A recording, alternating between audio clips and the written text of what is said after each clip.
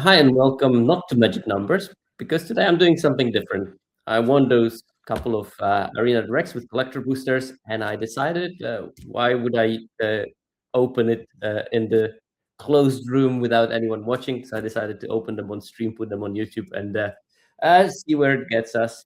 So we have a couple of those boxes.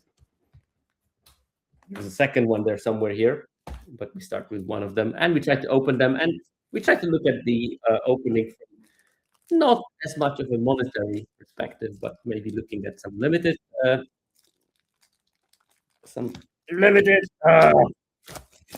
card utility, looking at some avatar lore because I'm a fan of the set. Yeah, let's crack on with them, and crack on we will because we have those to crack. Ship on the floor. Okay. Well, we are hoping to open some value, but honestly, I run 3 runs of the Arena Direct. I won 2 boxes. I'm definitely ahead in that transaction. Let's put it like that. And I always do like cool foil tokens, so that's fun. Shall we go to the basic land? Where is the basic land? Who knows? There's the basic land. So we should maybe look from the start. I like those Avalans. They're really nice. That's cool. Okay, this card I never actually had in Limited because it's not there. But Soka Wolf Coast Protector, 3/3 Vigilance for 3, but it's legendary. I guess that these are worth some small money because they are rarer than anything else. Deer Dog, 1/3 First Strike. Very simple creatures in those Avatar supplemental product. I think there's too much of that supplemental product in those collected boosters. Collector's boosters. I think that they actually diminish the value of the packs because there's too much of those cards in them. 1/3 First Striker. Okay, Elk Dog. Cool. Gilacorn, 1/1 Death Toucher. Well, can't go wrong with a 1/1 Death Toucher. It's not standard legal though. Okay, we have Shrine. That's from the normal set. Well, this Shrine build around was not particularly great, but some people swear by it, and some people drafted it with great success because of how open they were, because people were not interested in getting them. But I guess let's put it in the pile that maybe I were 10p or something. Now this is a banger for Limited. Earth Kingdom Jailer, one of the best cards, uncommon. I think that only Invasion Submersible is one of the few cards that have higher win rate than that. And actually, when I looked at the quick draft data, Earth Kingdom Jailer had a higher win rate than the Submersible there. Usually, you want to play it a bit later, or if you're on the draw, in order to get the target. But a 3/3 that acts as an Oblivion Ring, that's a big body for 3 mana to get that kind of an effect. Combustion Man, okay, we can forget about that. It was an interesting character in the show, a guy that could create explosions with his firebending and was stalking Avatar on the, well, I guess that after 10 years we can do some spoilers on the behest of Zuko, but then Zuko changed his mind and they had to defeat him. Oh, this is one of the cards that I do love, Messenger Hawk. Nice and shiny Hawk. You know, making 2 it's this card shows you where are the limits of Tribal Inspector. For 3 mana with flying that occasionally can have more power, it's still good enough, more than good enough. It was one of the most solid commons in the set. And we got a Serpent's Pass to go with it. Ooh, cool. This is a Firebending Lesson. So we have ourselves one of the standard all-stars firebending lessons. I'm actually playing it in Pioneer right now because turns out that the lesson package is strong enough to play in Pioneer as well. Great limited card. I think that this is the best common. I think that data doesn't show it. I think Lost Days will be the top common in the set, but I think that firebending lesson I would pick it over Lost Days in the pack. As it gives you this lesson package, it's cheap, it's flexible, and you can always get Lost Days later if you're playing blue-red. Airbender Ascension, border. Look at that, fancy. It is also playable in constructed. It was not living up to its hype in limited. I did have a couple of drafts where it was excellent, especially in black-white, where you have so many ETB effects that make additional counters with Kyoshi Warriors, and then you can start blinking them to create more 1/1s, which is great for that set. Hey, we got a Valakut. non-foil, regular version. Um, I still would prefer to play my regular Valakuts in, if we ever go back to playing, I will tighten the Valakut package in it. But I guess it's worth something, so yay me, I guess. Storm of Memories. I have no idea what that thing is. It has Storm. Hey, Storm of Memories is Storm. Exile an instant or sorcery card with mana value 3 or less from your graveyard at random. You may cast it without paying its mana cost. If that spell would be put into a grave, exile it instead. Well, I guess it's good for people who like to play Storm Commander. I guess. Lion Vulture, another card I have no idea what it is. The foil Lion Vulture. Flying 2 for 4 mana, so better do something good. At the beginning of your end step, if an opponent lost life this turn, put a +1/+1 counter on this creature and draw a card. I mean, it would be fine in limited, I would say. I don't know why it has to be in the supplemental product. It's not too strong for standard, I guess. And Native Firepower. Okay, that's also like a medium money pool. I mean, probably like £4 or something. I do have a place it already, so straight to the sale. There it goes. It actually is a good card to limited. It's surprising how just adding 2 damage to everything that you do is insane, and you definitely can play it if you're heavy on red, and you have firebending especially, because then you can cast it for real big. Cool. Let's move those away, and this ally goes with them. I'm gonna sort them later. As you can see, and it's an okay pack. I think the Valakut is probably returning some of the value there. I assume it's more something. Yep. Oop. Oop. Okay, we have the planes there. So these are not the upper planes. These are just the regular ones. I don't like them as much as I do like the upper planes, to be fair. But Scarring Memories. I honestly don't know many of those Avatar supplemental product cards. So it's a lesson for 4 mana. You may cast this spell as though it had flash to control an attacking legendary creature. Okay. Target opponent sacrifices a creature, their choice, discards a card, and loses 3 life. Okay, so you cannot discard instant speed in their upkeep because it has to have an attacking creature in order to have flash. But Addict, discard a card, lose 3 life. So yeah, medium. Thriving Bluff, the Blood Cycles, Hippocaus. 5 mana, 5 very simple. I don't know why they put so many of those simple creatures in those supplemental products. They look a bit awkward. Tolls of War. This is a banger for limited. Enters, make a clue, and whenever you sacrifice a permanent during your turn, make a 1/1 ally once each turn. So it spots itself 1 sacrifice trigger with the clue that you produce. And normally, when you build the deck white-black, it actually was quite powerful combination in this set. You can get a lot of those, chaining them turn after turn. I've played the deck with 3 copies of that. I've saw Court of Calls playing one with 4 copies, and it's fun when you can make an army every sacrifice. Trusty Boomerang, on the other hand, not that great. Well, what can we say? It is a card that exists in the set. Theo Spirited Glider. This actually was pretty fun. If you had a deck that had, I don't know, maybe 6 flyers, then Theo very often had an ETB, sort of. Because the problem with this card is that, yeah, 4 mana, 1/4 flying doesn't do anything. Not great. 4 toughness is sort of a redeeming feature of it because it does dodge a bunch of more common removal. But I think in an optimal world, you would want to play it and at the same turn already attack with the flyer and get life trigger, basically. Foggy Swamp Vinebender is perfectly serviceable fill in your decks, but you're not ever happy to play it. Sometimes you have to draw it if the situation aligns, but a lot of the time it's just nothing. 3 toughness is the problem with lightning strikes being there in the set. Glider Kids, on the other hand, well, you're actually fine with opponent targeting with lightning strike because you already got your scribe, and sometimes it's bigger because it's a light creature, so you got some bonuses from there. Cat Owl, not the same as Glider Kids. You see, okay, it's bigger, 3/3 with vigilance, sort of, but it doesn't do anything on ETP, so just pay for mana and wait for it to bounce in your hand or something for a temple swing, and you don't get any value out of it. And we got Ally slash clue. Okay, special version of the Raven Eagle. Raven Eagle was an absolute banger. I like this card. It's a shame. I think that in the current how standard is working, it's not going to be standard playable as a card. It looks great though. I mean, it enters, exiles something from the graveyard. You make a clue. You will do some drain.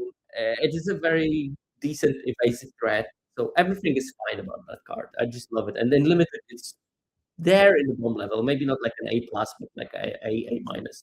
Fantastic. Another one of those copy paste from the screenshot from the show cards. What is it? Black Chief's Ascension. I have no idea. I don't think it's worth much, but also it doesn't look very great. So hey, let's go. Oh, nice. Borderless Air Lieutenant. I've seen that there was a standard allies deck without the airbending combo, and that won some challenge. So maybe there is something that we can do with that card in constructed. And maybe if they reprint some more allies in the future sets, that's going to be even better. Or even the changelings might do something with it. Tectonic Split. As an additional cost to cast the spell, sacrifice half the lands you control rounded up. Hexproof. Lands you control have tap, add 3 mana of any one color. So sort of like a scape shift kind of situation. I don't know. I'll have to check. Maybe if commander players think that this is good enough, I'm going to sell it for appropriate amount of money. And another thing that goes with our Airspeed Lieutenant, we have the Jasmine Dragon Tea Shop. This was actually maybe an underestimated card in limited. I think it's a very flexible line. Probably, you don't want to pick it, but it actually the 5 mana tap to create white ally is not a completely useless ability. So it's worth something. It probably should play it more often than you do, especially when your deck is like 11 to 12 to 14 allies. You can use it as a mana source quite reproducibly, and you can maybe splash some of those allies have a couple of extra lands. But I think that in terms of money, I don't think I made it back on this one. Well, I made it back because I got those packs basically for free. But if I pay retail money for that box, I would not be very content with that particular pack. Okay. Ship. Okay. Well, there's a spoiler for you.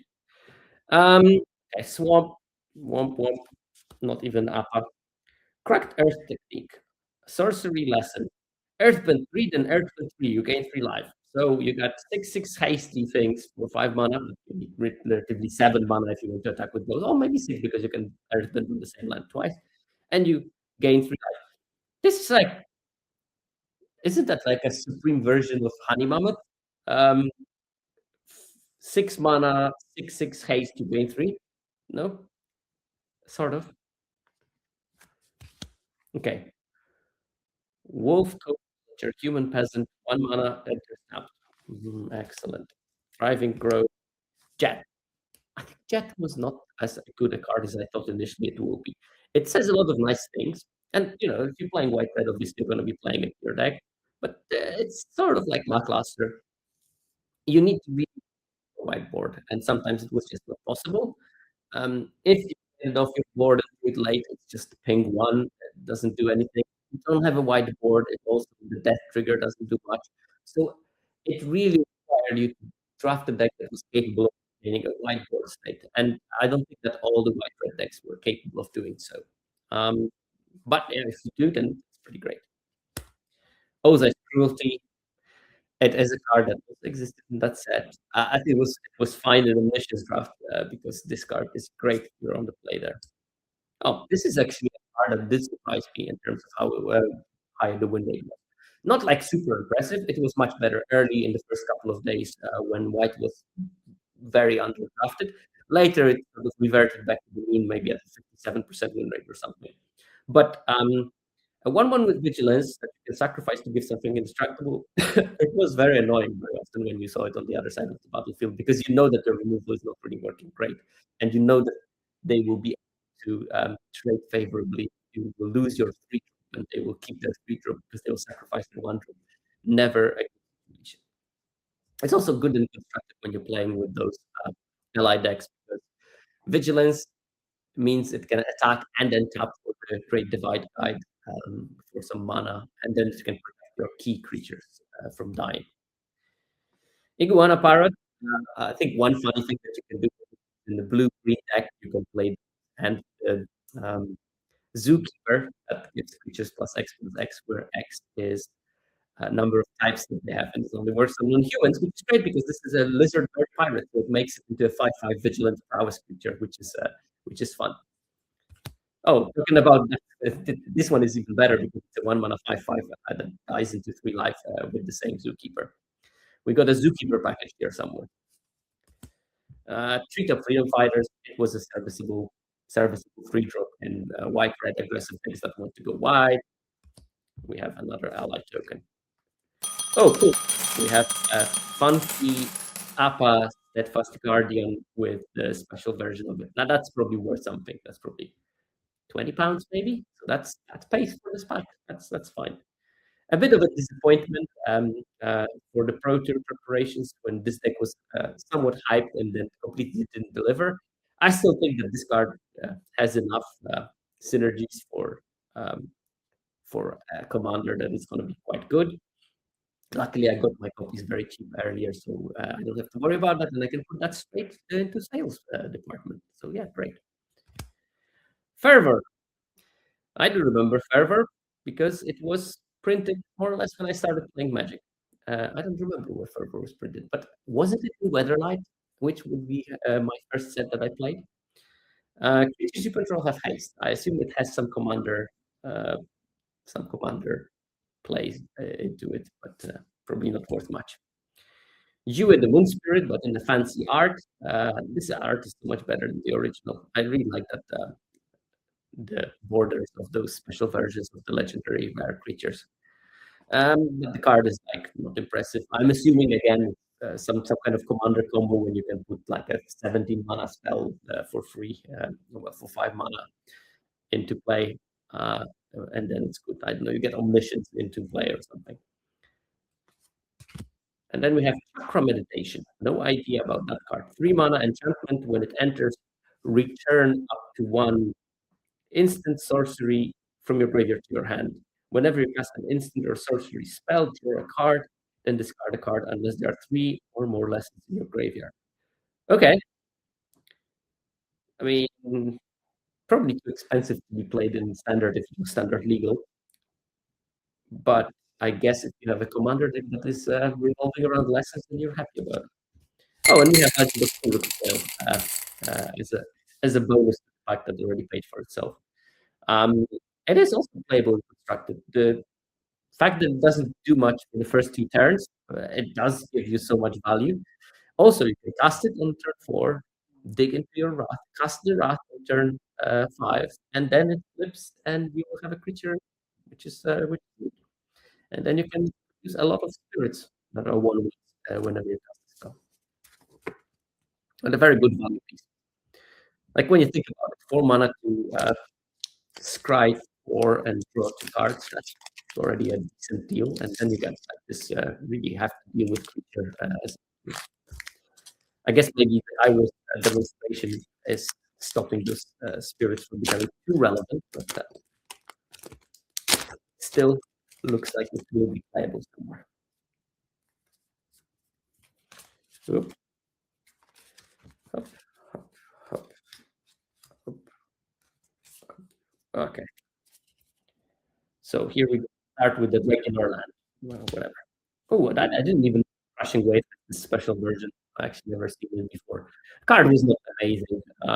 I thought it would be slightly better because there seemed to be like a lot of tempo uh, uh, spells that could enable tempo, but it turned out that this was not particularly good. I did lose to it brutally several times, but that doesn't mean that the card was great. A lot of times, I'm pretty sure it was either dead in the opponent's hand or did absolutely nothing.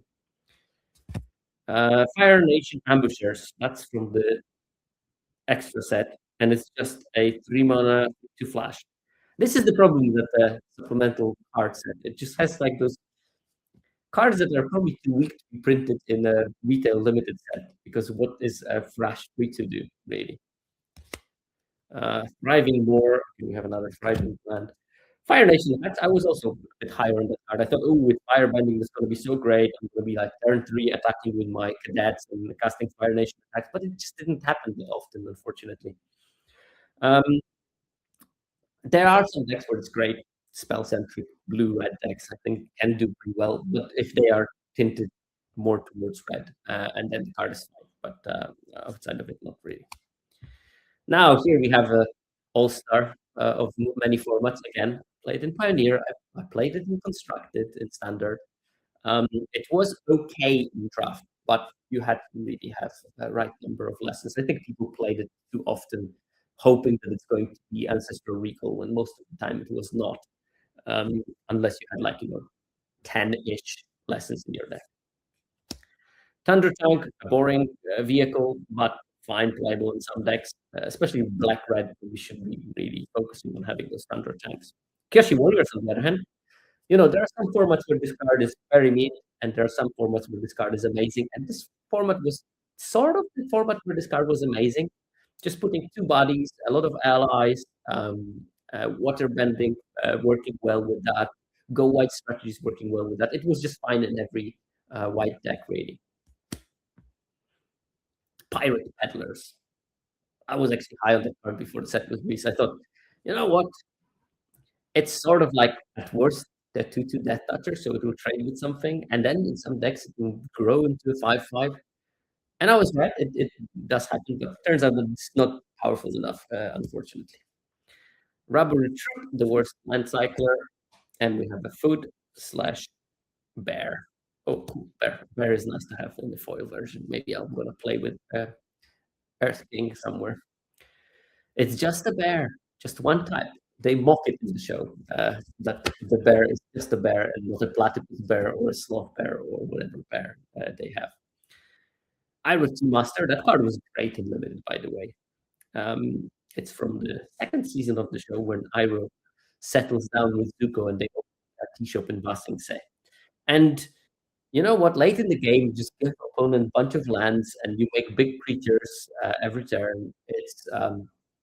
It's really powerful. The one thing that this card has that gets me every single time is that the trade permanence trigger is at the beginning of combat. I can't tell you how many times I cast this card after combat and didn't get the full value out of it because I'm stupid like that. And there are a couple of things in the game that regularly get me, and I always forget about them. And playing creatures that have a combat attack after combat is one of those things that I do very often. However, I have at least enough decency because I know that some people will just not play it and play it next turn when they realize the mistake that they. I have the decency of still playing with Brave and living up to my Clone Legion. For each creature target player controls, create a token that's a copy of that creature. Okay, you copy one opponent. I guess it's a commander card of some sort. And we have plenty of Joe Diesel. Oh, nice. Or the Secret Tunnel. I actually don't have Secret Tunnel, and I think that it will be played somewhere. So I'm happy to have one. Reckless Blade deals 5 damage to each creature whenever a creature controlled dealt damage this turn, add red. So it's a red wrath. It is a less.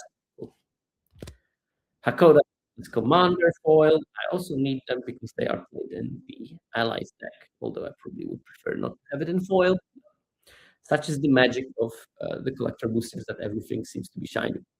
That's why I'm happy about this Secret Tunnel in non-foil. I can easily keep it and play it somewhere. But this pack was another where probably it was a miss. I don't know if that clone leak, but I don't assume that it's much. Okay, let's go with the next one.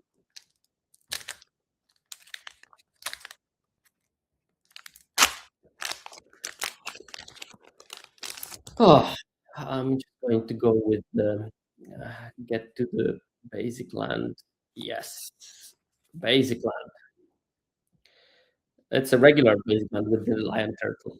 Lion turtles are the things that gave the benders their bending originally in the history of the world of Avatar. But there's only one lion turtle alive at the time where the events of Avatar take place.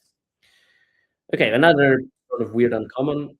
Katara has lifelink. It's a 2, 3, 4, 5 mana, and when it enters, put a +1/+1 counter on each other creature you control. I mean, this probably would have been playable, I guess, in this format. But I mean, to be fair, this looks like the 4/3 spider from Spider-Man set. Turtle Seals, 4 mana, 2/4 vigilance. Again, this is a card that they wouldn't put in limited nowadays.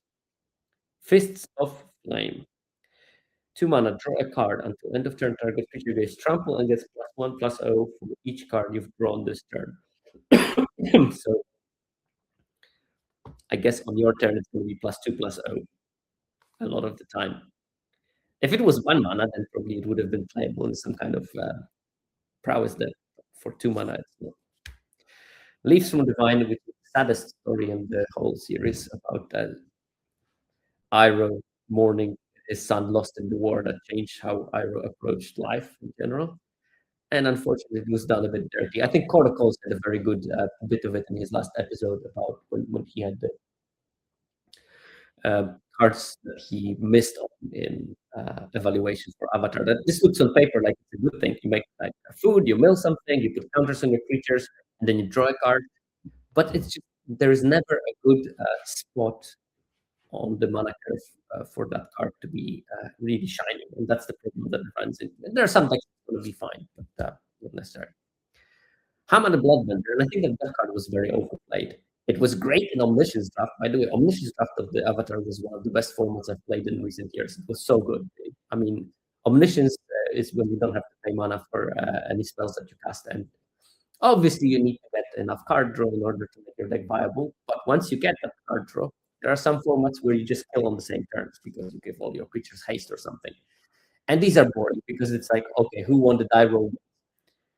But in this one, there was a lot of play into the format because you couldn't kill on turn one reliably, and and because that was actually a very fun format. I got into like deep run into Mythic. I ended up like within the top 250 end of the season. So basically solely on the Omniscience Draft marathon they ran over Christmas. But the regular format Hammer was just not good enough. It was fine, maybe sometimes in the blue black deck, but against some decks, we just didn't get any good targets. That was the problem. Momo the Playful Pet, on the other hand, was great. 1/1 vigilance for 1, and it dies into some small value thing. And if you can, you know, blink it, bounce it, whatever, it has to leave the battlefield in one way or another. It would give you extra value, which is great. You could airbend it or something. So yeah, very, very fun card. Azula always nice, boring.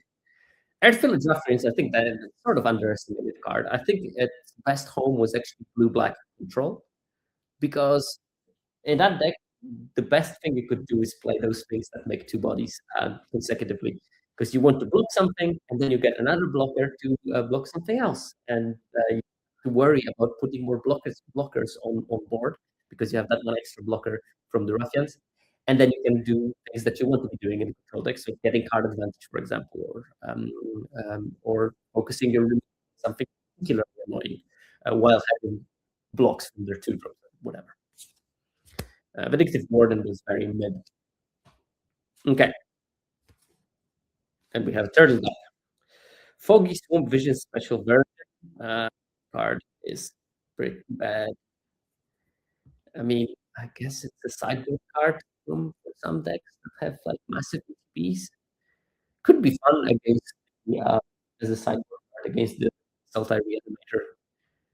You just exile the board and then get Arden and get something permanent from it. I don't know. Taunting Challenge. Or creatures able to block target creature this turn do so. I assume it's a commander card. Oh, the mechanism was actually great in the draft. Like the fact that you get clue for every non-creature spell that you cast, obviously you need to have a density. And at the same time, it does provide you with the fact that you can turn those clues into potential lethal attackers. I mean, 3/1 flyers at will. It's a great, it's a great thing to have. If you can trade your clue for a, I don't know, cat owl or even glider, you probably quite happy if you didn't draw a card, especially that you can get more clues by casting. I think that most of the mechanists ended the game with 5 clues uncracked on the board anyway. Zuko, Firebending Master. I know that some of those mythics from the supplemental set are worth something. I don't know if Zuko is the one. I know that Katara is worth something. So I have no idea about Zuko, but judging by the fact that the Zukos in general were dirty in this set and all of them sucked, probably this one sucks too. 2 to first strike, Firebending X, where X is the experience counters you have, and whenever you cast a spell during combat, you get an experience counter. So it doesn't even have any firebending to start with. Probably if it was like plus experience counters, it would be maybe okay, but probably it's not. Hey, we have more for me Swamp Visions. So depending on Zuko, this one looks like a mess.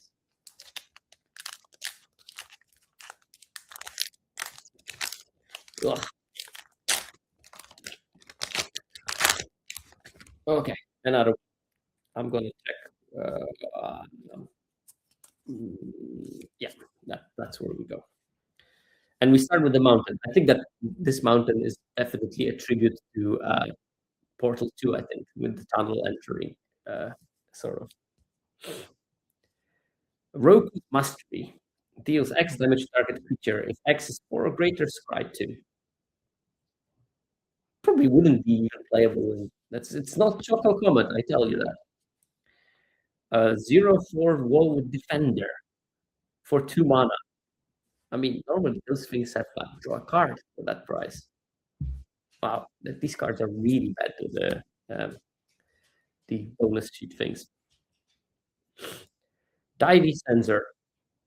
1 sacrifice another creature. This creature gets +2/+2 until end of turn. Activate only once each turn. I mean, that would have been probably playable because then you could get all the steal and sacrifice theme more reliably. Having some kind of a sacrifice outlet is fine. Probably shouldn't be sacrifice creature or artifact, but Boomy King of 3 Trials. It's nice foiling on that one. You really need lessons in order for it to be worth it. It was actually fine in Omniscience draft, but probably not as good in the regular one. I had one game where I had Katara that doubles the triggers and had 3 lessons in my graveyard. And I cast Boomy, and then it was a 10/10 that Earth wins 6 and scries 3 2 times. And then it was good. I won that game unbelievably. But outside of those kind of scenarios, it was just not enough. We have Sun Warriors, and this was another disappointing card. But did you know that there's an infinite combo with that card in the set? Sun Warriors and Great Divide Guide and Intruder Alert on the bonus sheet, and you can make infinite 1/1s. Don't try this at home. Unfortunately, the card was not as good as it seemed in the first place. I thought maybe that 5 toughness and the fact that later it can generate some value would be good enough, but it turned out it's not. Jody, on the other hand, one of many, non-legendary because it has to protect itself from the legend rule. This one in some decks was really great. The sacrificing of things to update them into another copy of Jody was just good enough, and very often it had to be killed because it would generate too much value, especially when you have Toils of War or something like that. Sandbender Storm. Choose one. Destroy target creature power 4 or greater or Earth than 3. And this is really filler. This is really filler. This, on the other hand, was much better than I thought because I'm not a big fan of pacifisms, but turns out the sacrifice ability was relevant enough, and because the format was pretty dense spells, you have to be casting things every turn.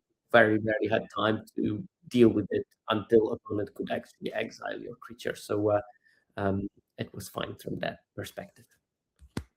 And this one also was better. It's actually weird. I checked the data on which card in the set had the biggest bonus for playing multiples of it. And Wandering Musicians said one of the top ones when playing multiple copies was good. And I thought about it for a second. And actually, when you play it when you play it multiple copies, they attack as 4/5s, or 5/5s if you attack with multiples. They hit like a truck.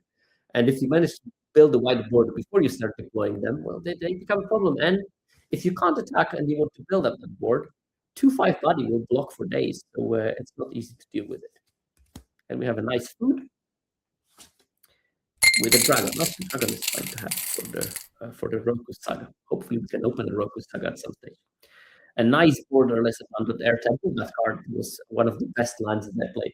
Actually, it won me probably one of those boxes because I had an absolute rubbish deck with abundant air temple, and that abundant air temple did a lot of winning in that thing. So it's only fair that I open one, and actually probably one copy is exactly how much you want to be playing in your constructed deck. So it's nice to have a copy of it.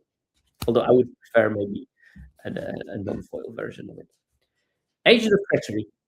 Always a crowd pleaser, so that one I think is worth probably like £5 to £7 or something. So I'm going to sell it for something. So that's not an empty pack already. I got myself an abundant air temple that I need, and Agent of Treachery I can sell. I wrote Dragon of the West, borderless, 4/4 haste for 4 with Mentor. Actually, haste and Mentor is a good combination. At the beginning of combat on your turn, each creature you control with a counter on it gains Firebending 2 until end of turn. Okay, cool. Bailey, are you digging in your bed? Yes, you are digging in your bed because you need to go to sleep for some reason. Yes. I'm not going to show you the dog now because it's too much of a setup that I would have to break. Ang, Air Nomad, 5 mana, flying, 5/4 vigilance. Other creatures you control have vigilance. Looks pretty mid. Doesn't even have bending. Huge though. I have no idea how much it's worth. Maybe it's worth something because of the fact that it's an Ang. And Earth King foil. When it enters, create a bear. We have a bear somewhere there. Cool card, and it was really strong and limited. I mean, this is really never strong for me because every time I bloody played it, someone bounced my bear and then killed my general king, and I never got any value from it. But win rate is over 60%. It's officially a bomb.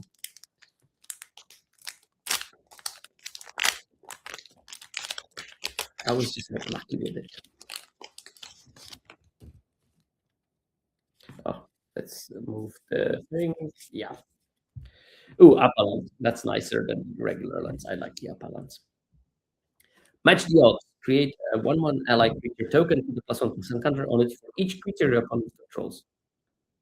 Okay, that actually would be probably a playable card in the white green ally deck. When you have the sports, then you all of a sudden drop like 7/7 for free. Flying Dolphin Fish. 2 mana, 1/3 flyer. So this card is so boring. Aardvark Sloth. 4 mana for a 3/3 lifelinker. Actually, 3/3 lifelinker might be cool. I mean, this would be great if we had more of these multiple. I guess maybe that was the case. Maybe they tried to make this an archetype in this set where you have the types matters kind of thing with non-humans, but then they abandoned it and they put all those things into this supplemental thing.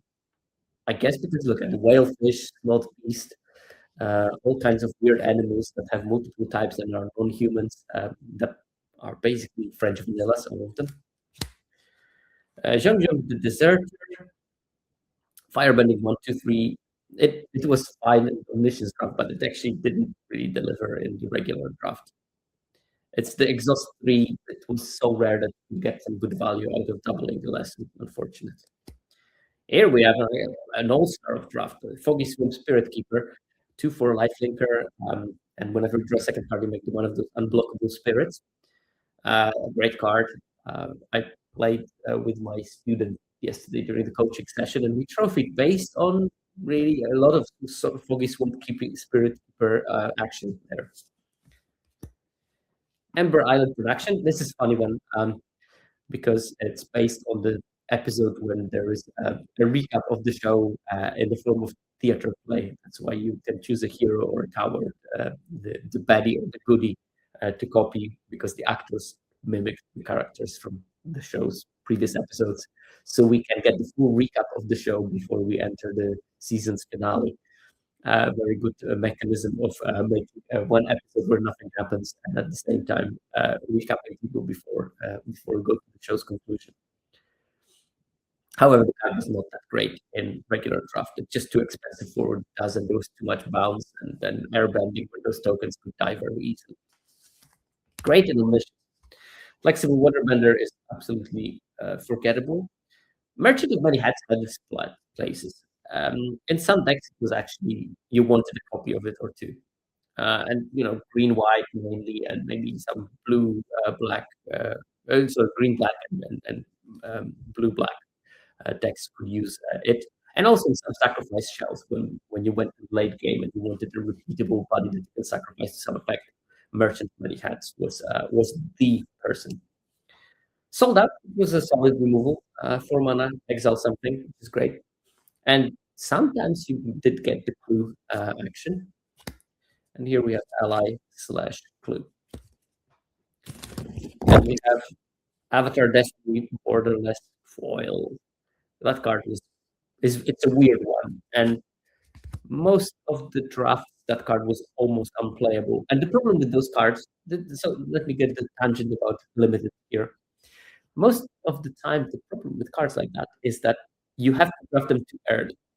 They're not good enough to be drafted that early because they have the rare symbol. You have the gold expansion symbol. If you get them like pick 8, pick 9, that card is perfectly playable. Can be even good. But if you have to sacrifice your second pick and there are better cards in the pack, then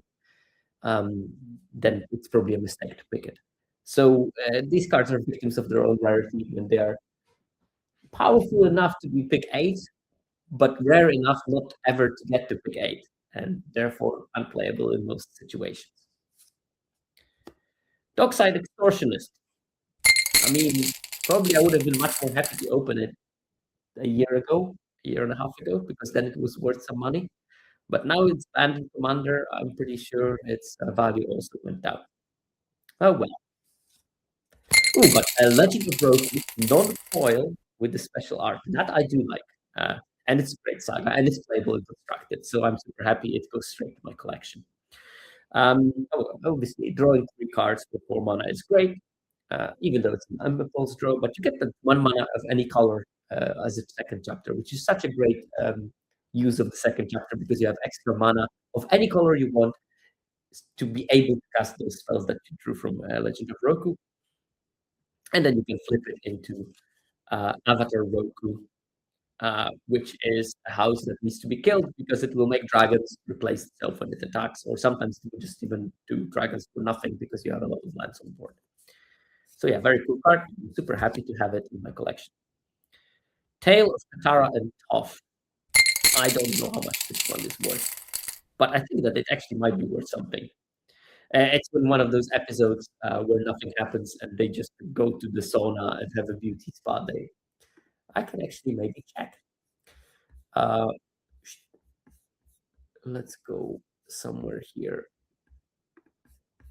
I'll check on the goldfish money thing. Is it worth something? Tale of Katara, no, $2. Okay, well, I guess we're. Oh, but Zuko Firebending Master is actually worth $20, according to Goldfish. So actually, maybe I am getting some kind of a value from that pack that I told you that had no value because all Zuko's suck. Turns out I was completely wrong. Oh, another abundant earth temple instead of normal version. Oh, yeah, the Tale of Katara $2 value is for the regular version, so maybe the foil borderless a couple of bucks more.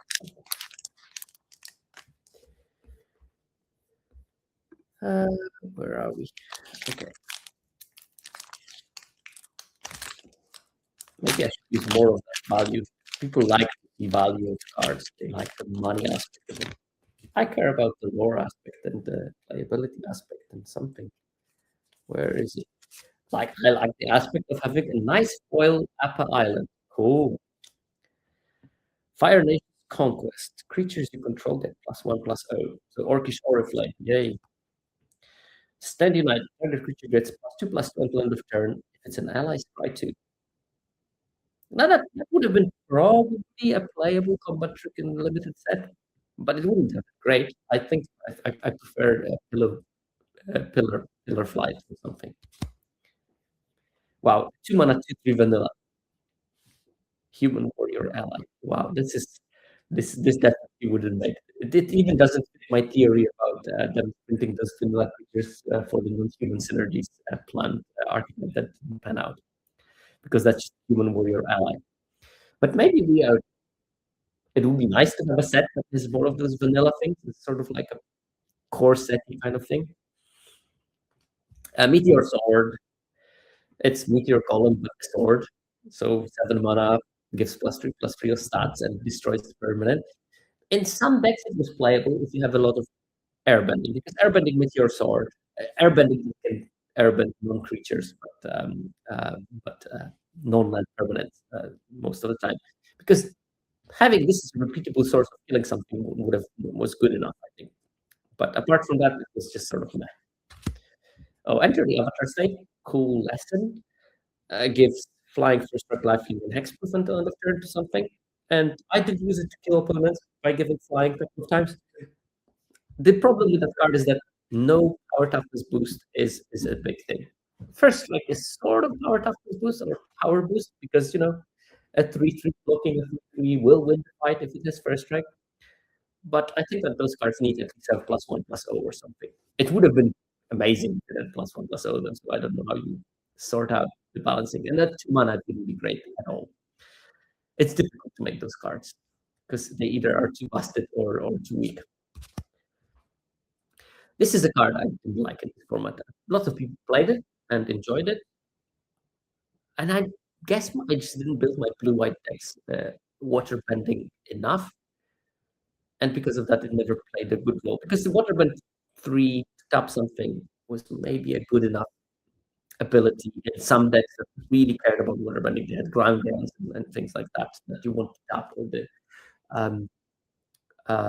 2/2s, white 2-drops that gain a life and scry when they become tapped or something like that.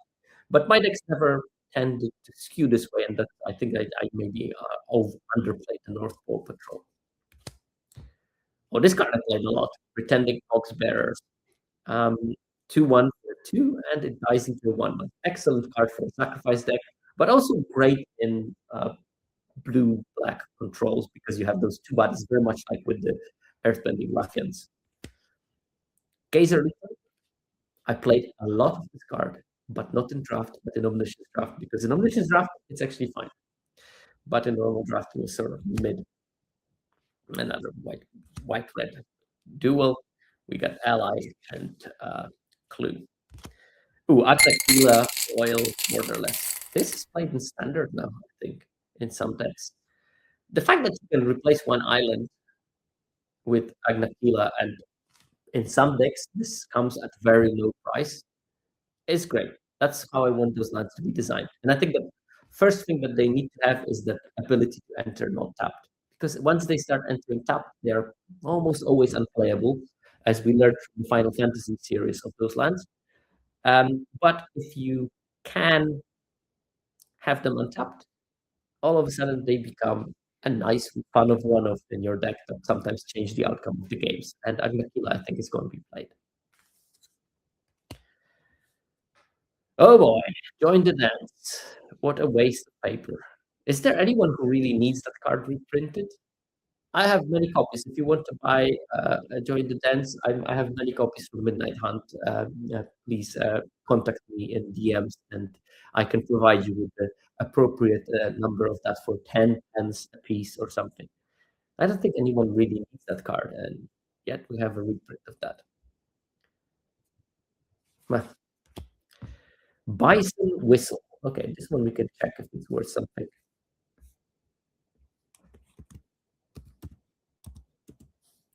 No, it's not. It's not worth anything. Cool. We have a whistle. Jet, the rebel leader. It's a rare, so not much value there. 4 mana for 3/4. Whenever it attacks, look at the top 5 cards of your library. May put a creature card with mana value 3 or less from among them into the battlefield. So sort of Mr. Collective Company. But again, this is not something that is worth anything. And the Tiger Seal foil. That actually is playable in standard, but I already have a playset of the fancy seals in non-foils. So this one goes straight to the sales binder.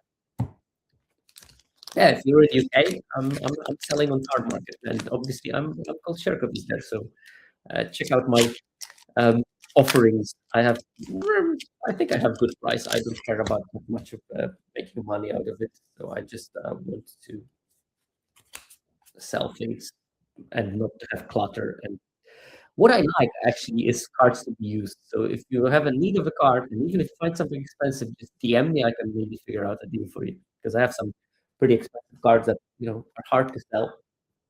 I don't want to sell them too cheap, but if someone can touch me with the story of why they need this particular version and it's emotional enough, we can discuss. Okay, creeping crystal coating, some kind of flash aura that gives +0/+3 and makes foods. I guess in a food deck, it's good. Oh, consider, nice. I guess it's a card that some people will like. So maybe that's actually worth some small money, like a pound or something, because there's not many printings to consider, and maybe there is a market for this particular version with Uncle Iroh because he's beloved. Sokka Sword Training. 2 mana for giving +2/+2 and creating a clue. We had that card before, but it was not a lesson. This probably would have been played in some kind of white-blue version with a bunch of... But I guess that Yip Yip is just a better card. So that's the problem.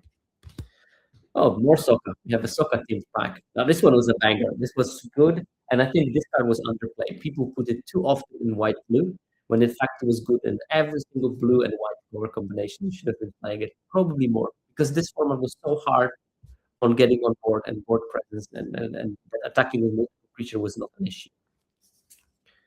Another banger, Allies at Last, and a constructed playable banger actually, because it's played in the Allies deck as a removal, because 1 mana deal 8 damage is pretty good. Affinity for allies, you obviously want to be ally heavy, but it was also in limited, it was great in every single green deck.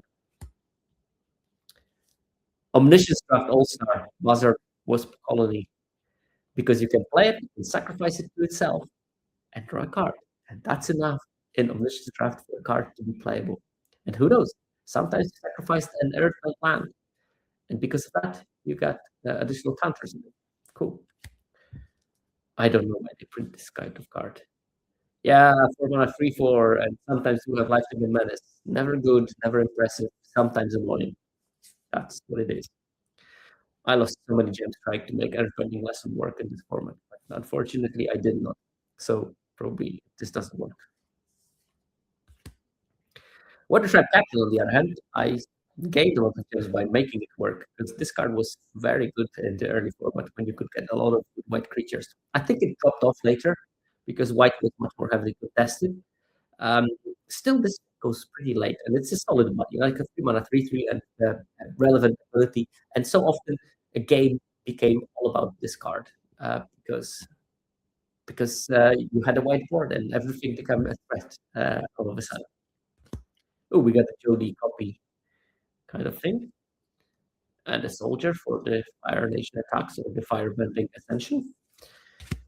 And here we have Elemental Teachings, Borderlands, foil.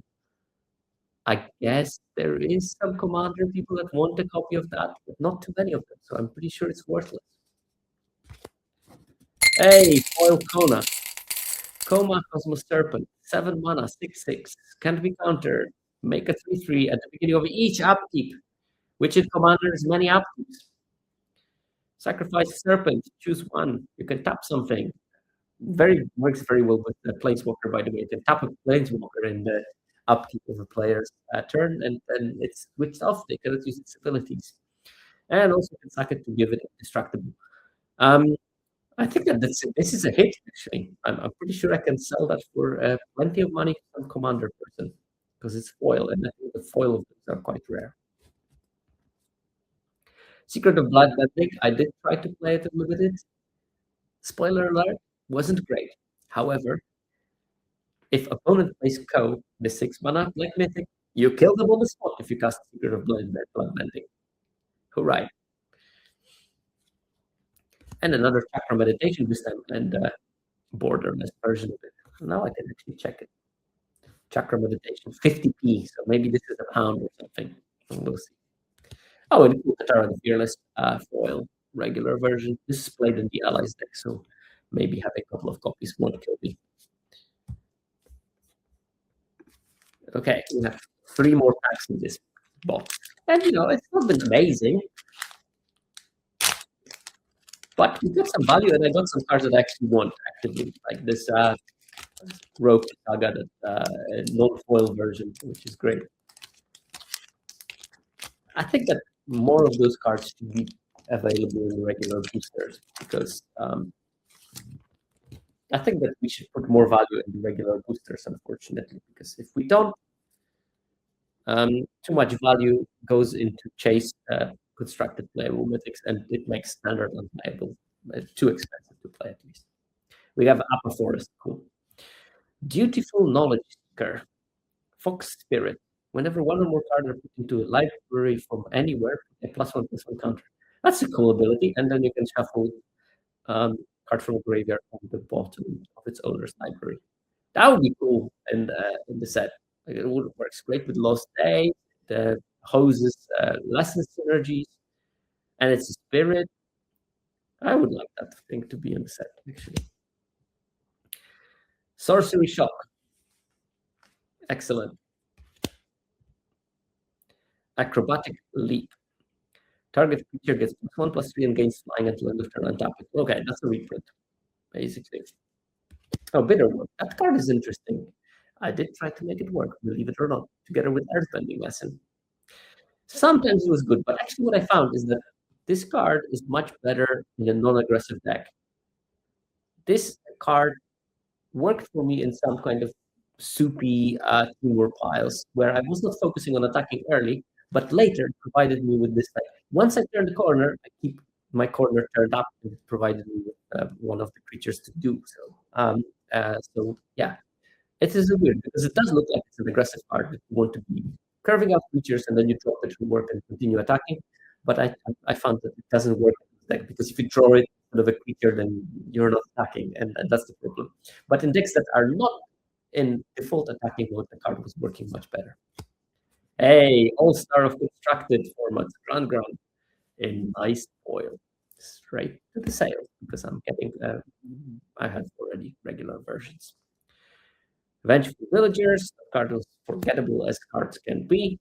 Really bad. Like, this kind of design is a card that will never be good. And yet, here we are.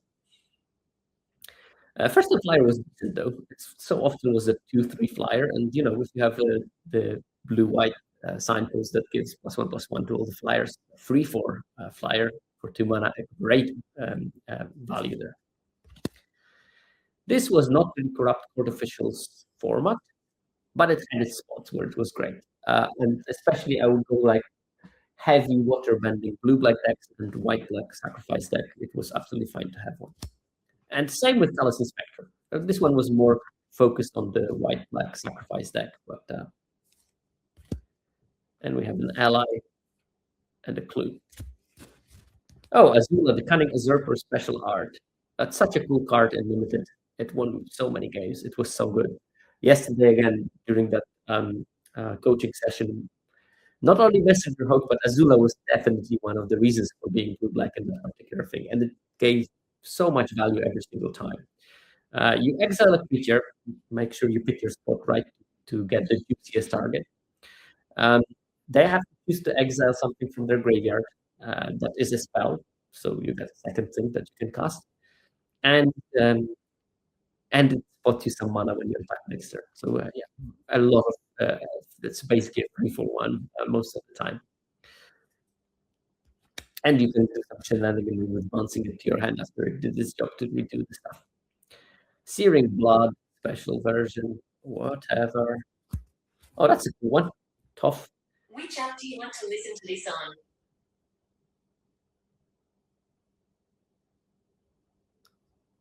I didn't put anything.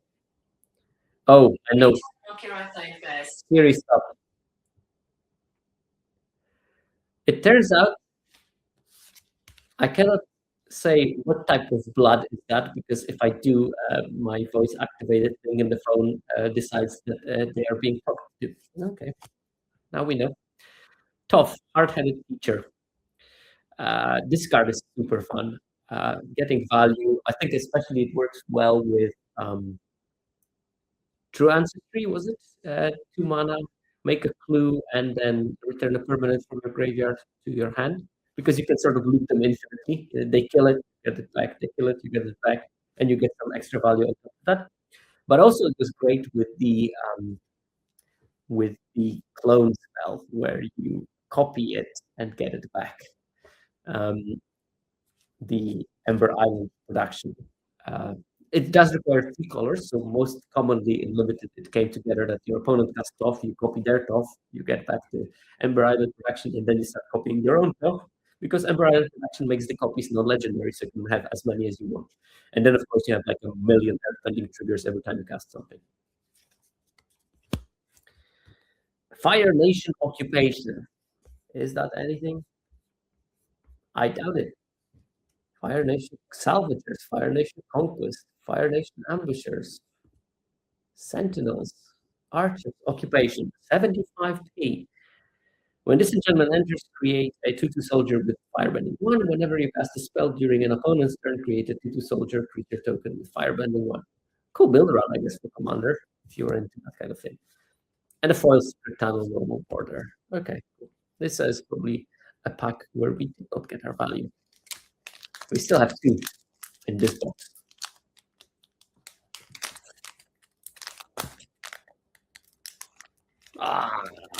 Red.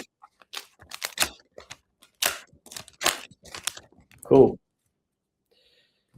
Let's do, where do we go? Swamp. There we go. We have a swamp. Okay, cool. It's a swamp. Kyoshi Warrior Exemplars. Whenever this creature attacks, if you control 8 or more lands, creature control is +2/+2 until end of turn. Weird, 8 land synergies all of a sudden. I think that there is one uncommon for those that is super valuable, Earthbending Student, but we didn't see any of those. Thriving Isle, Cathartic Reunion. Okay, I guess there will be some market for that. Sparring them.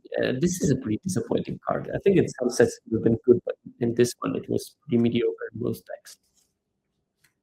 Oh, Ernobat Legacy, card that I've been talking about a couple of times. In blue-white deck that is heavy blue, this card was great. In blue-white decks that were heavy white, more often than not, this card was rubbish. So this is a lesson that signposts don't necessarily point you to where you should be. Frequently they get them right, but sometimes they throw you a curveball. And I don't know what Legacy, I think it was one of those where you really had to think whether is my deck good enough for that card. Wolf, but the 2/2 flyer that you can recast sometimes. This card did not do very well in this set, and I never played it actually. I did play a lot of Canyon Crawlers though. That was a perfect thing that to put on top of your curveball. You really didn't like. For most of the time, if I want to play an 18 land deck, I'm happy to play one of the land cyclers.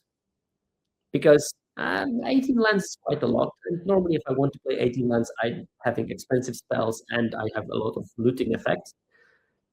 Canyon Crawler is a perfect compromise where I have my 17 lands, but if I am a bit short on mana compared to what I want, this Canyon Crawler gives me that extra option. So I like to play them in those kind of decks. Ooh, great card. 1/3, make clue for 2 mana. Thraben Inspector, is that you? No, I'm a bit bigger in the butt. Problem with the card is it is sort of non-attacking. So you want to be playing it in the decks where attacking is not a priority. That's basically it. Sometimes it's going to be still fine in the blue-white ally decks, but it's going to be much better in a more controlling version of it than the aggressive version of it. Ostrich Horse, don't forget, you can fail to find a land if you need a 4-power creature, because that happened to me quite a lot when I had a land that I could get, but I'd rather have a 4/2 because I had, I don't know, Tiger Dillos or something like that. This is a nice versatility you can have on that card. And we have a Zuko copy. This is a fake Zuko, you see, this is from the theater. And the Spirit. And look at that, a foil version of that Legend of Roku that I like so much. Shame it's not a second non-foil one. But maybe I can sell this one and buy myself a regular one. See? Business. Cool. It looks so cool, though. Imprisoned by the moon. That's a good use of the spot, I guess. Probably worth nothing. And for the right reasons, this card is horrendous. Not only horrendous uh, in anything, but like it wouldn't be playable in nowadays. To be fair, we usually have a 1 mana version of it in this set, and it's pretty bad still. No, Ayrton Ally, non-foil version, borderless. This is played in the Ally Standard deck, so I'm gonna keep this in my collection. Ooh, Baboon Spirit. Let's see what Baboon Spirit has to offer. It is worth 35p. Ooh. 3 mana for a 2/4. Whenever another non-token spirit you control enters, create a 1/1 color spirit token that can block or block by a non-spirit creature.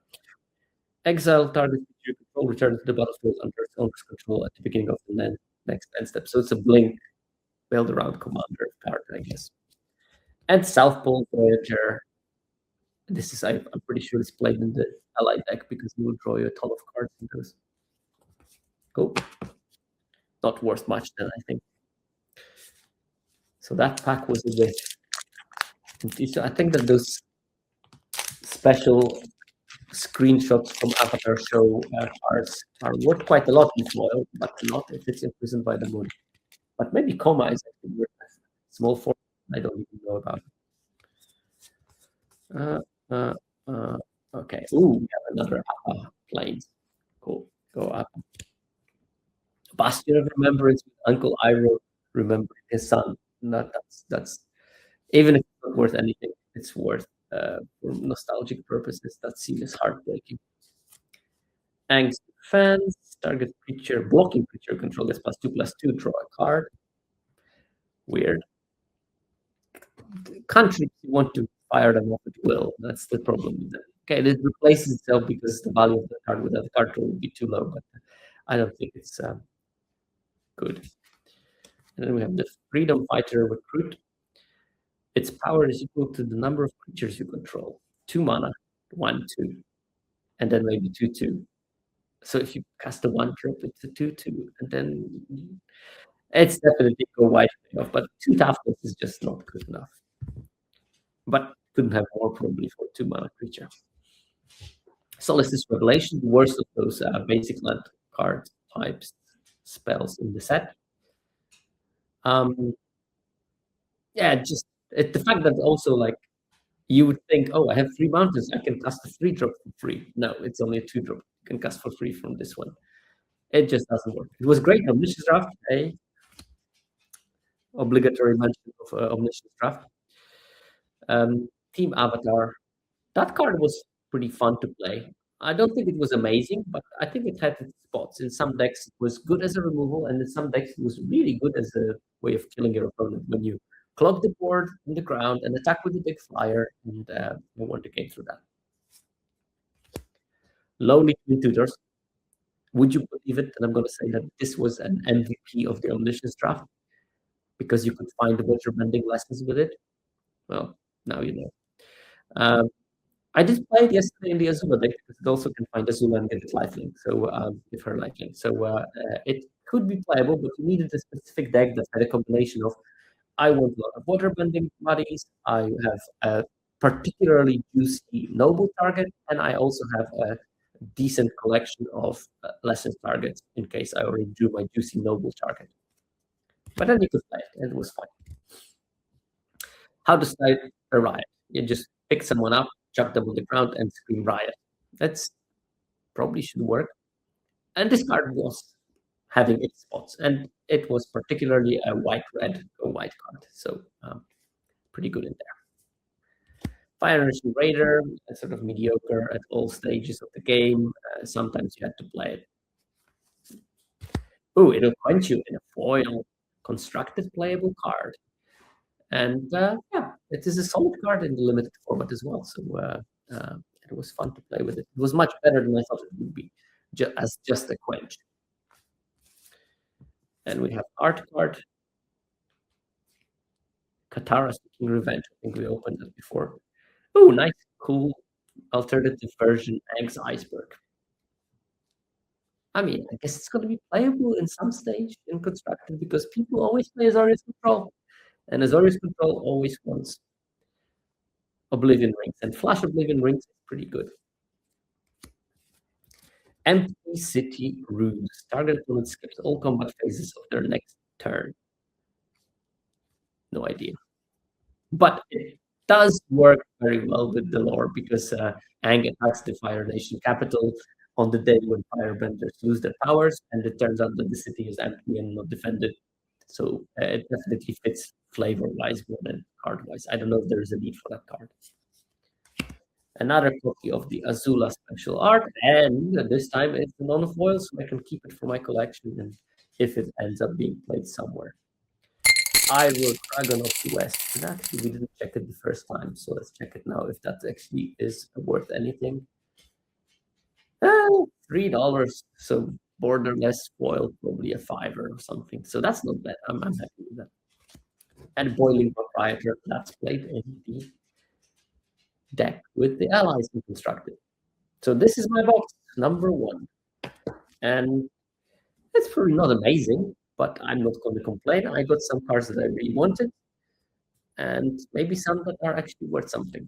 So I think that probably must have been the best pool? Probably the Kona, no? Let's find on the Goldfish the price of it. Kona, Coma, not Kona. Coma, Cosmos Serpent. Okay, we can go to box number 2. Oh, I kicked the chair to which my lamp is attached. Shocking. Well, we can do better than the first one, I'm pretty sure. We can also do worse. I'm gonna do, I'm gonna record an addendum where I'm going to give you the values of the first box and the second box as I would sell them in the card market. Probably with most cards already being listed for sale. So UK viewers can go and buy them. Or maybe something else. Hey, we have another of those loveliness packs on the floor. So we get better second box or worse? Time will. Ugh. Some of them open so easily, and some of them are problematic, to say the least. There we go. Oh, another one. Tunnel Mountains. Bold Band. This costs 3 or less cast if you control creature power 4 or greater. Change the target of target spell or ability with a single target. I think that this is actually worth something. Bold Band, $4, and foil maybe more. So hey, and Frantic Search. This also I already sold one because I had them in a collector pack that I bought for myself, and that was I think like a pound or something. So yeah, cool. Warship Scout, a Savannah Lion, but a human scout. Okay. Another allies at last. I still think I probably need like a couple of copies of non-foils, so maybe I'll sell foils, buy non-foils for my collection for constructed. This is, by the way, what advice I can give you. If you are ever thinking about collection for constructed, start with lands. Just get all the lands you can. Never sell any lands. Always hoard them. And over time, it just accumulates. It will take a couple of years of drafting extensively, maybe winning some stuff in direct. But if you start getting the lands, all of a sudden buying a constructed deck becomes less of a problem. Because when you think of it, most of the time, 50% of the budget is lands. Fire Nation attacks, Fatal Fisher, and that card is not impressive in any way in shape or form. And another even less impressive card in Foggy Swamp Hunters, unfortunately. Wow. The gift that keeps on giving. Rough Rhino Cavalry. This goes straight into my donation box for the local friendly LGS. And a Hog Monkey. Wow, this is so far so bad. Hopefully we can get some nice rares. Okay, we have a clue. And perfect. Clue goes well with the Obsessive Pursuit.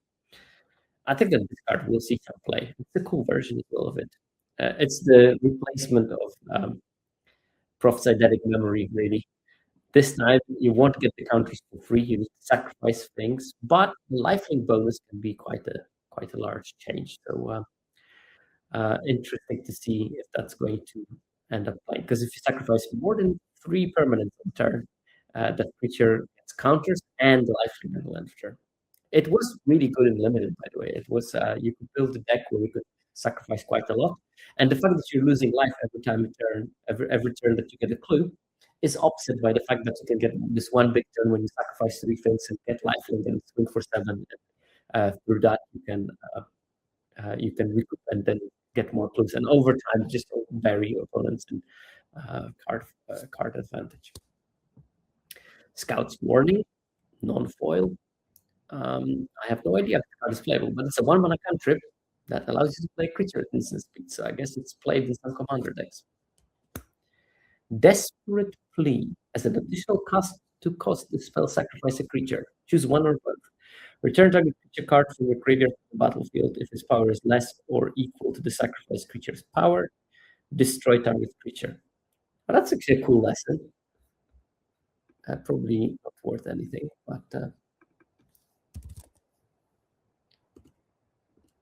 Desperate Plea, 45p. Okay, nothing. The Blue Spirit, human rogue ally, legendary creature. $2. So it's actually worth something, and that's the normal version. So this one may be worth more than that. You may cast the first creature spell you cast each turn as though it had flash. Whenever a non-token creature you control enters during combat, draw a card. Okay, well, that's a cool, I guess, build around. It would be great if it. That would be a fun card. Annoying to play as hell, but against as hell, but because you never know what's coming your way. But cool one. Oh, and we have a foil version of Earth Kingdoms Lieutenant. That's that pack. Did not pay for it. I don't think Scout's Warning is going to cover the difference in value. So far missed. And I think that there is not much value in those Avatar collector boosters. But if you bought them for, in my case, £40 each or $40 each, then probably it's actually worth getting them. 300, I would be very skeptical about getting them. And I get nice Appa foil. Pipsqueak, Rebel Strongarm, one of the Jets posse. Pipsqueak can't attack alone unless he has a +1/+1 counter on him. And it's a 3-mana 4/4. Cool. Probably worth nothing.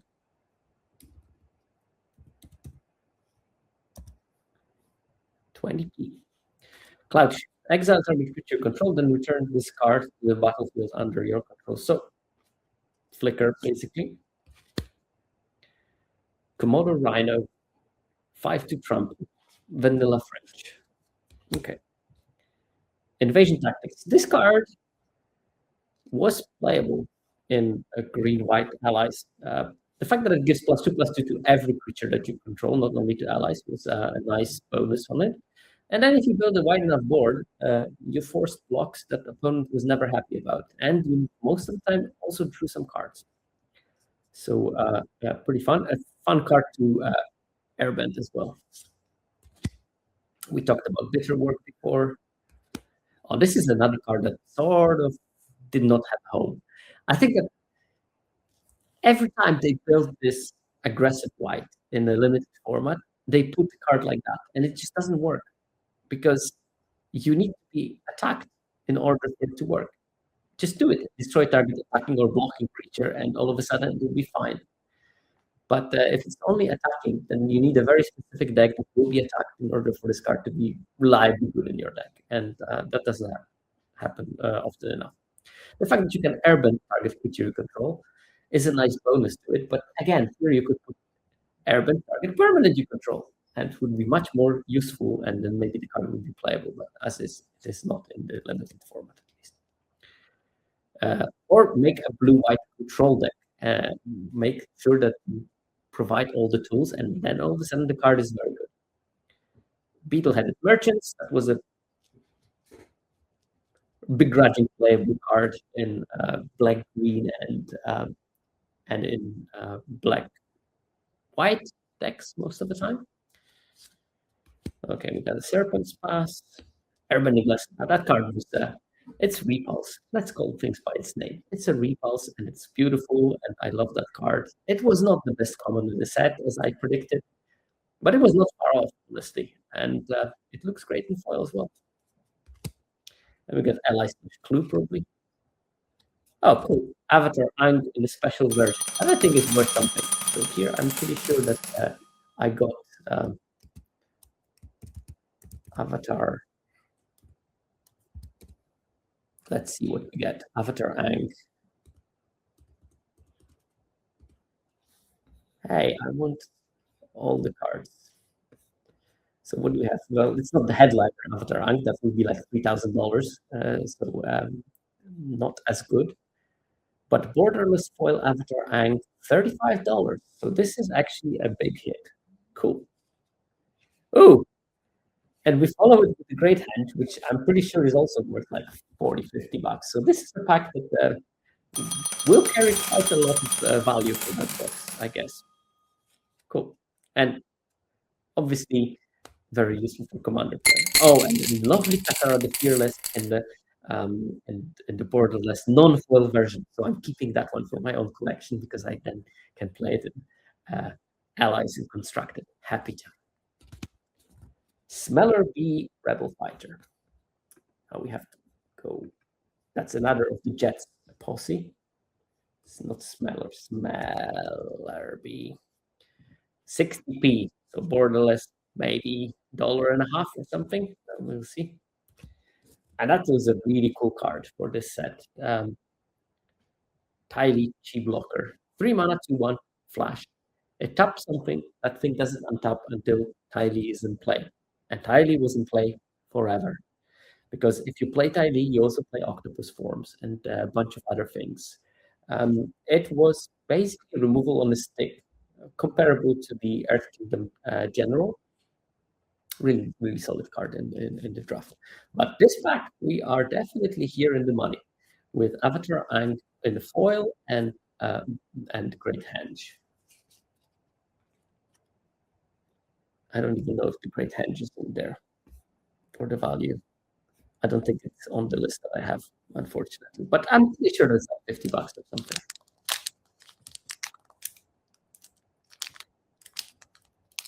And you can't be unhappy with those.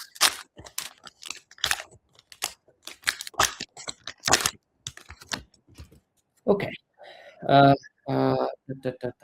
Swamp. There we go. My banyan tree. So I can use my swamps to cast my Great Henge. Okay, wait a second. It's a bit weird because this looks like a forest with this big tree. But in fact, it is a swamp in the show. But somehow, also the banyan tree represents the Great Henge. Bit mixed signals there. Oh, Fire Nation attacks in the alternative version. I did not know that it exists. I know that the red combustion tactics is in this version. It would be nice to open one of those. Kindly customer, human 1/1 draws a card. That actually is a good card. That would be great if it was there, especially if it was an ally. But this one is not an ally, just a human citizen. Mechanical Glider. When this equipment enters the touch target which you control, it has flying and it equips for 2. Okay.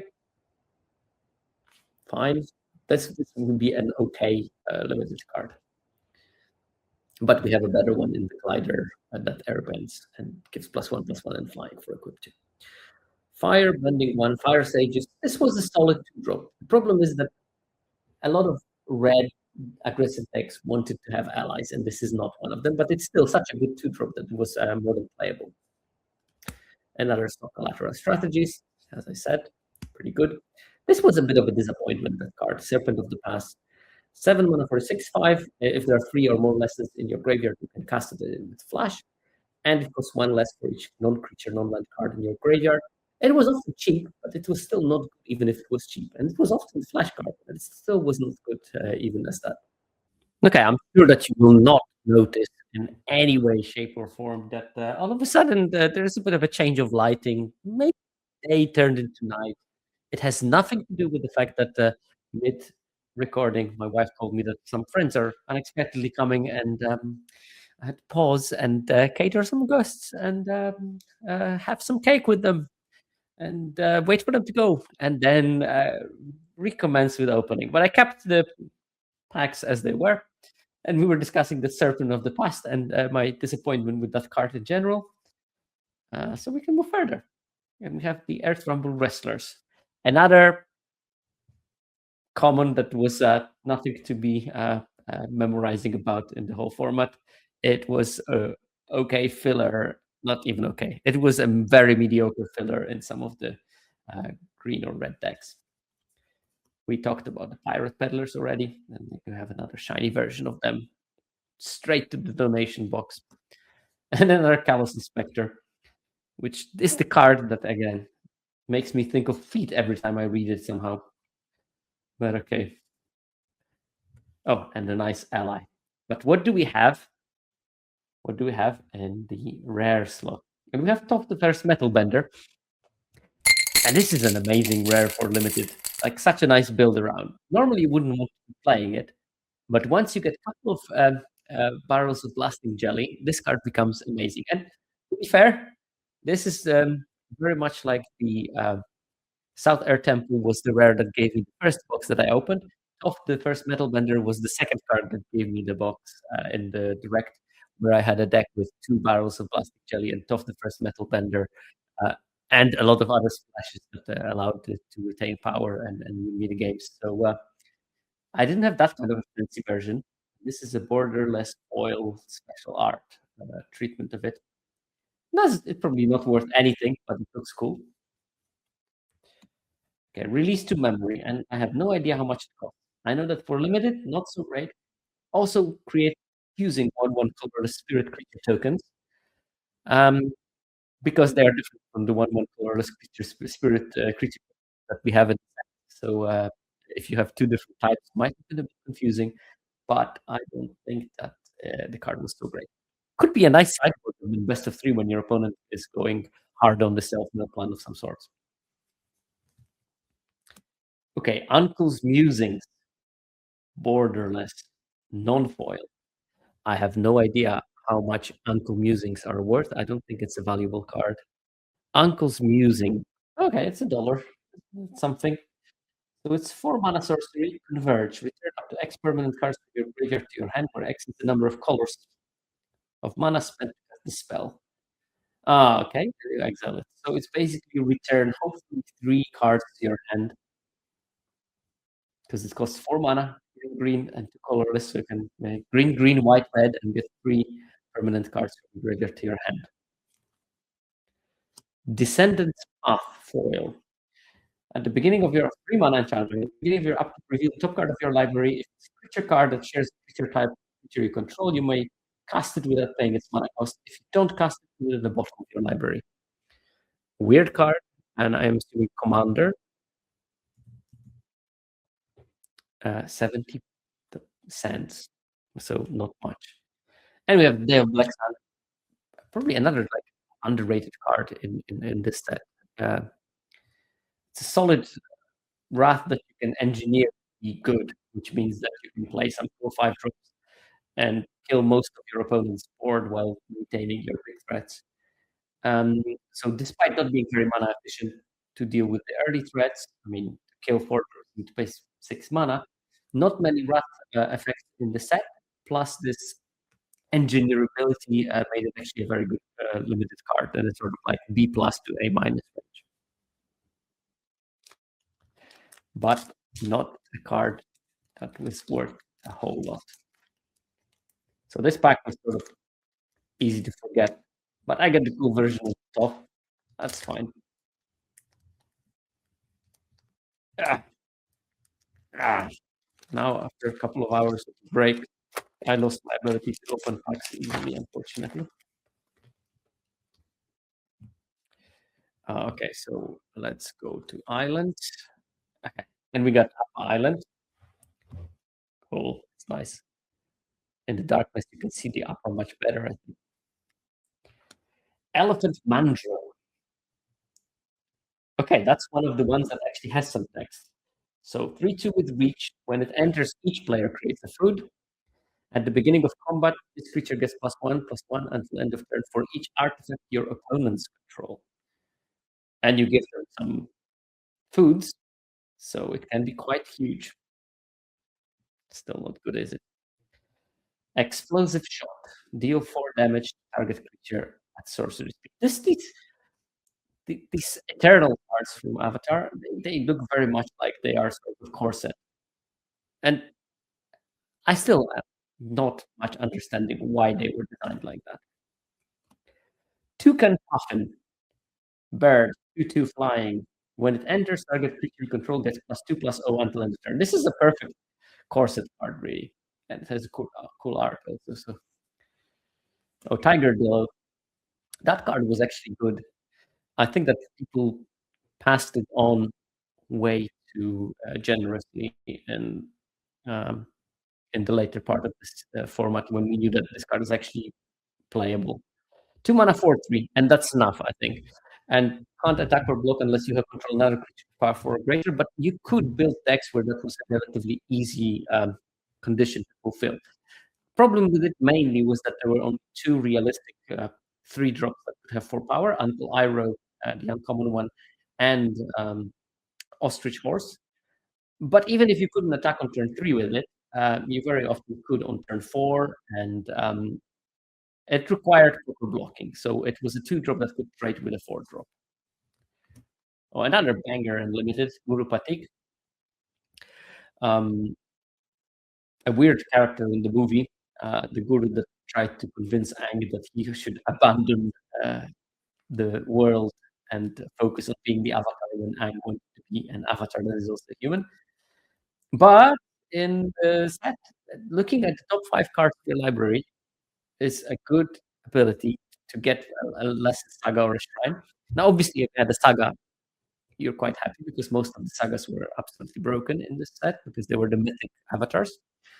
But most of the time, you had like 5, 6 lessons, and that let you, with good probability, draw a card when it enters.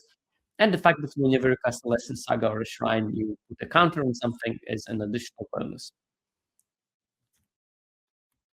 Invasion reinforcements.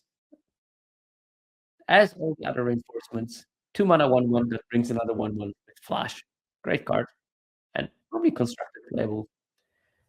I don't think it's played in the current iteration of the ally deck, but it will be at some stage because the white really needs the 1/1s for 1. Right now, it's probably not popular because of Iro's demonstration being played a lot in constructed, so you don't want to play something that just dies to 1 spell. Azula always lies. Boring lesson. How to start a riot. We also had it. It's even a more boring lesson. Boomy Bat. I've been killed in one game because someone destroyed my non-basic land and I was massacred. It felt bad. People forget that you can destroy the non-basic land with it, or a land creature. And it is also a bad removal. And in the end, card is not great. It was just good against me in this one game. And we have ally with Clue, probably. Clue is the smelly from Uncle Iroh. If you are into the lore aspect of what this clue means, Uncle Iroh dropped his smelly slipper in order for Zuko to be able to find him. We already talked about the mechanist. We opened one before, so that's another one. Borderless, as I said, card is amazing. Oh, Mystic Remora, that probably is worth something because that I know is that I know is a commander staple. Mystic Remora from Avatar. Yeah, like 10 pounds maybe or something like that. It will be fine. Oh, another Raven. Oh, this time It's a non-foil version of the special art. That's cool. By the way, where is my Badger cup? Badgerable cups. Where is my waste chunks? I didn't open a single one of those. I just opened Raven Eagles. But a Raven Eagle, I love the card. I love the design of it. Okay, Sokka Swordmaster. Borderless and foil. Is that a good Sokka? Is that a Sokka that is worth something? Do we see any Sokkas? Sokka Swordmaster, around $5. Extended foil. Yeah, that's the one. So around $5. Nothing special, but it's an equipment commander, I guess. 3 mana, 3/3. Equipment costs 1 less for each ally you control. It's an ally, so at least 1 less. And at the beginning of combat in your turn, attach up to 1 equipment you control to Sokka Vigilant also. Yeah. I guess if you were into equipment decks, trying to make them work in Commander, then this is the one for you. And we have one more Iris Master. So this is at least an okay pack because we had the Mystic Remora and Sokka, and I still got the Raven Eagle non-foil, so I can keep it for my collection, which is nice. Okay, let's continue with that.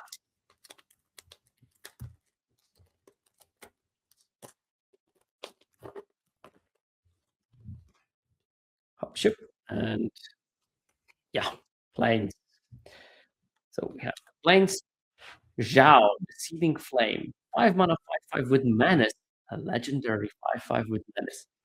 It's laughable how those cards are hilarious bad.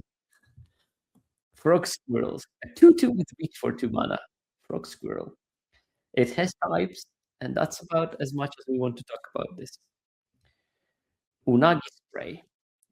Instant, target creature gets -4/-0 until end of turn. If you control fish, octopus, otter, seal, serpent, or whale, draw a card. Now, this if it draws a card, it's actually an actively good card.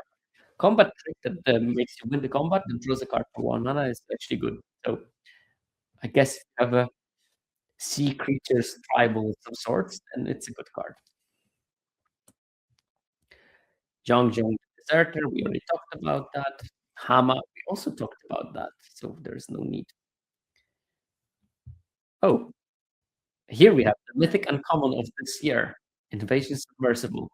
3 mana for a 0/0 vehicle, and when it enters, you can bounce a non-land permanent to its owner's hand, and for whatever free, you can exhaust it and make it into a 3/3 vehicle. That card's amazing. And the win rate of that is on par with like best of the best rares. So it still goes to late in draft. I see people are passing it, and they shouldn't. I mean, you would be happy to pick it as pick 4. For me, this is a signal. Oh, I can switch to blue because either people are not drafting blue or they're not really on top of what's going on, and what should they be drafting in blue? So I have the signal that's open. Really strong card. Okay, Cunning Maneuver on the other hand is very forgettable. +3/+1 and when turn create a clue for 2 mana. It's okay if you have a lot of firebending sometimes. But most of the time, if you have a lot of firebending, you also have lessons in your deck. And this is not a lesson, that's the problem. Ooh, Otter Penguin. A good alternative win con. Sometimes it's amazing if you play like a controlling deck, draw a lot of cards, you can just play a couple of Otter Penguins, float the board so that you don't get attacked yourself, and just finish the job with a couple of attacks with those Otter Penguins because they are unblockable. 2 mana, 2/1, and when you draw your second card, it becomes a 3/3 that's unblockable. That's enough. Rebellious Captives, fine to draw. That's about it. And in some Airbending decks with higher density of Airbending, it can be much better because Airbending, I think, gets better with density. And as I said, I spent a lot of gems to figure out Airbending. So you can trust me, I lost a lot of games to figure out what works a bit more mediocrely. Cool. Oh, Sokka Tenacious Edition. This is probably one of the primary traps for limited in this format. People pick it early and try to build around it. Problem with it is that if you draw Sokka, the deck is great. If you don't draw Sokka, probably the deck is rubbish. Menace Prowess. All allies you control have menace and prowess, and when you cast a non-creature spell, create a 1/1 ally creature token. So you need to have allies. It has ally synergies. You need to have non-creature spells. It's hard to balance that out. and I don't think that it's just powerful enough on its own. It would have to be bigger or have some other abilities like, I don't know, lifelink or something, in order for that card to be powerful. It's still good, don't get me wrong, but I think that people get straight from that by that card a lot in the draft. Noxious Gearhulk, amazing open limited. It's one of the best rares in the set, not the best rare in the set, because it's Noxious Gearhulk. 6 mana, 5 for menace. When it enters, you may destroy target creature. If you destroy it, you gain life equals to toughness. So like it's a super ability in limited because it builds up your life, it kills something, and it puts a sizable menacing threat. Unfortunately, in terms of money, I'm not going to get my money back from that. Appa the Vigilant. Oh, I didn't see that Appa. Borderless special art. Let's see if we have Appa the Vigilant. Yeah, around $5 for that. That's borderless spoil, so this one might be a bit less, but it's something. 7 mana, 6/6 with flying and vigilance. So basically a demon in its stat line, or like a big angel even. When Appa or another ally you control enters, creatures you control gain +1/+1 and gain flying and vigilance until end of turn. Okay, overrun. Overrun on the stick. The stick is huge. I get it. You just need to find 7 mana, so I guess Commander can. Waterbender's Restoration. Do we have that card? Waterbender's like $3 something. Instant Lesson. As an additional cost, as the spell Waterbend X. Exile X target creatures you control. Return those cards to the battlefield under their owner's control at the beginning of the next end step. Okay, cool blink trick with some waterbending. You can tap the things that you're waterbending, so that they basically tap themselves, waterbend themselves. Yeah, nice. And we have another Raven Eagle, but this time it's a foil normal version. Bird Assassin. It is an outlaw. This bird is criminal. But another fact that value-wise is not delivering. It's funny, I still not a single budget roll. I got one Appa, I think, in all those packs so far. That was as good as anything as I opened so far. One pack that was insanely good with the special version of Avatar and the Great Henge, but apart from that, not much value. Dum, dum, dum, dum. Ah. Appaland. Always happy to open one of those. Got a nice forest. Dark Eel. Each player discards all the cards in their hand and draws as many cards with this one. I guess played in some commander decks, but based on the discard. Oh, Explore. You may play an additional land this turn, draw a card. A nice foil Explore. These are always some value because they are staples in Commander, so you can always sell them. Inspired Insurgent. Sacrifice this creature to destroy target artifact or enchantment. So even in retail limited right now, there's vigilance or something, or be a 3/1 or something. This one is sort of like worse of two words. The vanilla 2 that sometimes will be a disenchant for extra mana. Nah.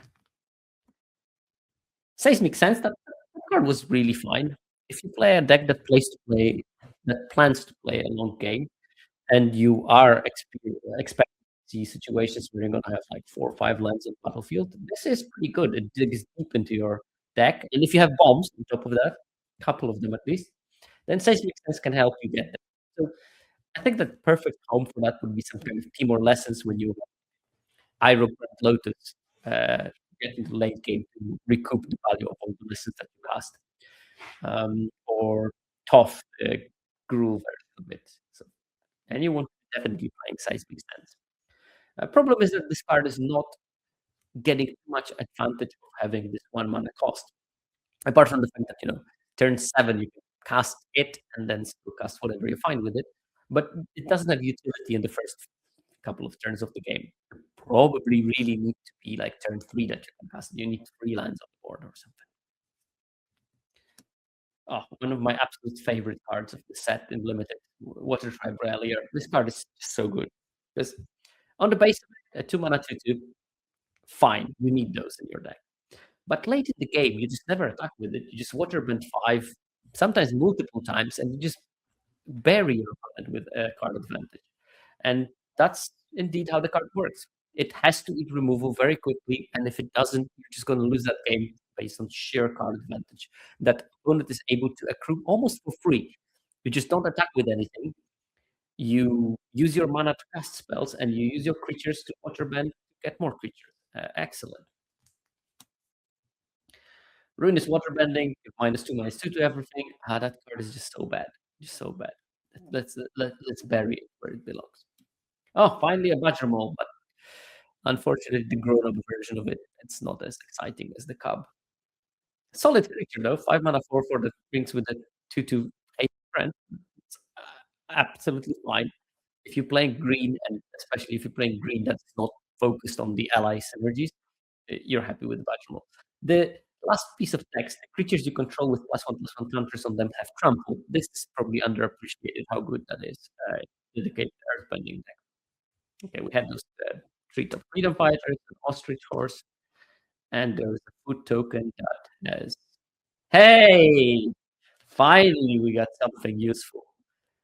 A Badger Mole out. So we have Mama for Papa Bear, Mole, and we have the baby Mole. And in its finest version also, and in foil. So that's gonna be worth something. And I already have a playset of the normal ones, so I'm happy to part with it for the right price. But yeah, Budget World Cup is definitely a good open. This card is so good also constructed. I know it didn't have a good showing on West Pro Tour, but I'm testing some standard myself now, just because I want to get better in constructed. And some of those Budget World Cup decks just have such ridiculous openings with the Uruboid in its tracks. It's absolutely fantastic when you go like turn 1 Llanowar Elf, turn 2 Budgerable Cub into Budgerable Cub, turn 3 everything. And yes, with less specs, it's really hard to get those aggressive openings because there will be disruption all through. But against some decks, you're just uncontested, and Budgerable shows its true power then. But a good open definitely will contribute to the price of this particular box. Sunbaked Canyon foil. Maybe worth something. It looks nice. It looks really cool. I don't even have a Sunbaked Canyon, I think, so I might keep it for myself. Although, as I said, I would prefer the foil, non-foil version. And Fire Nation Palace, I think that the time for this card will still come. I think that you need a bit more density of creatures that have attack triggers that cost 1 mana, and the fire bending aggro is going to be a deck. So I have a playset of the Fire Nation Palaces, and I intend to use them at some stage. Fang, Roku's Companion, a foil dragon. Let's see if that can cost something. Because obviously, no, it might cost something.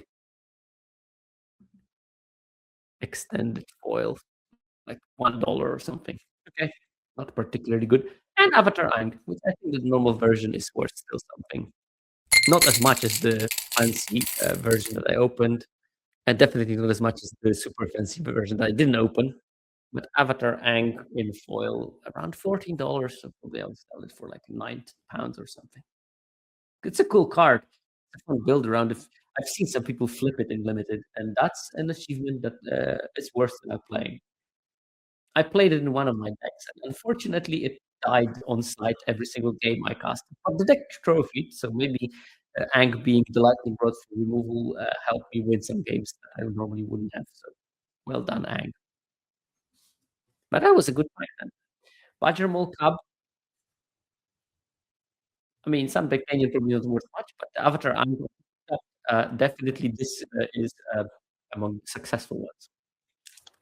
We have 1, 2, 3, 4, 5, 6. So half the box still left.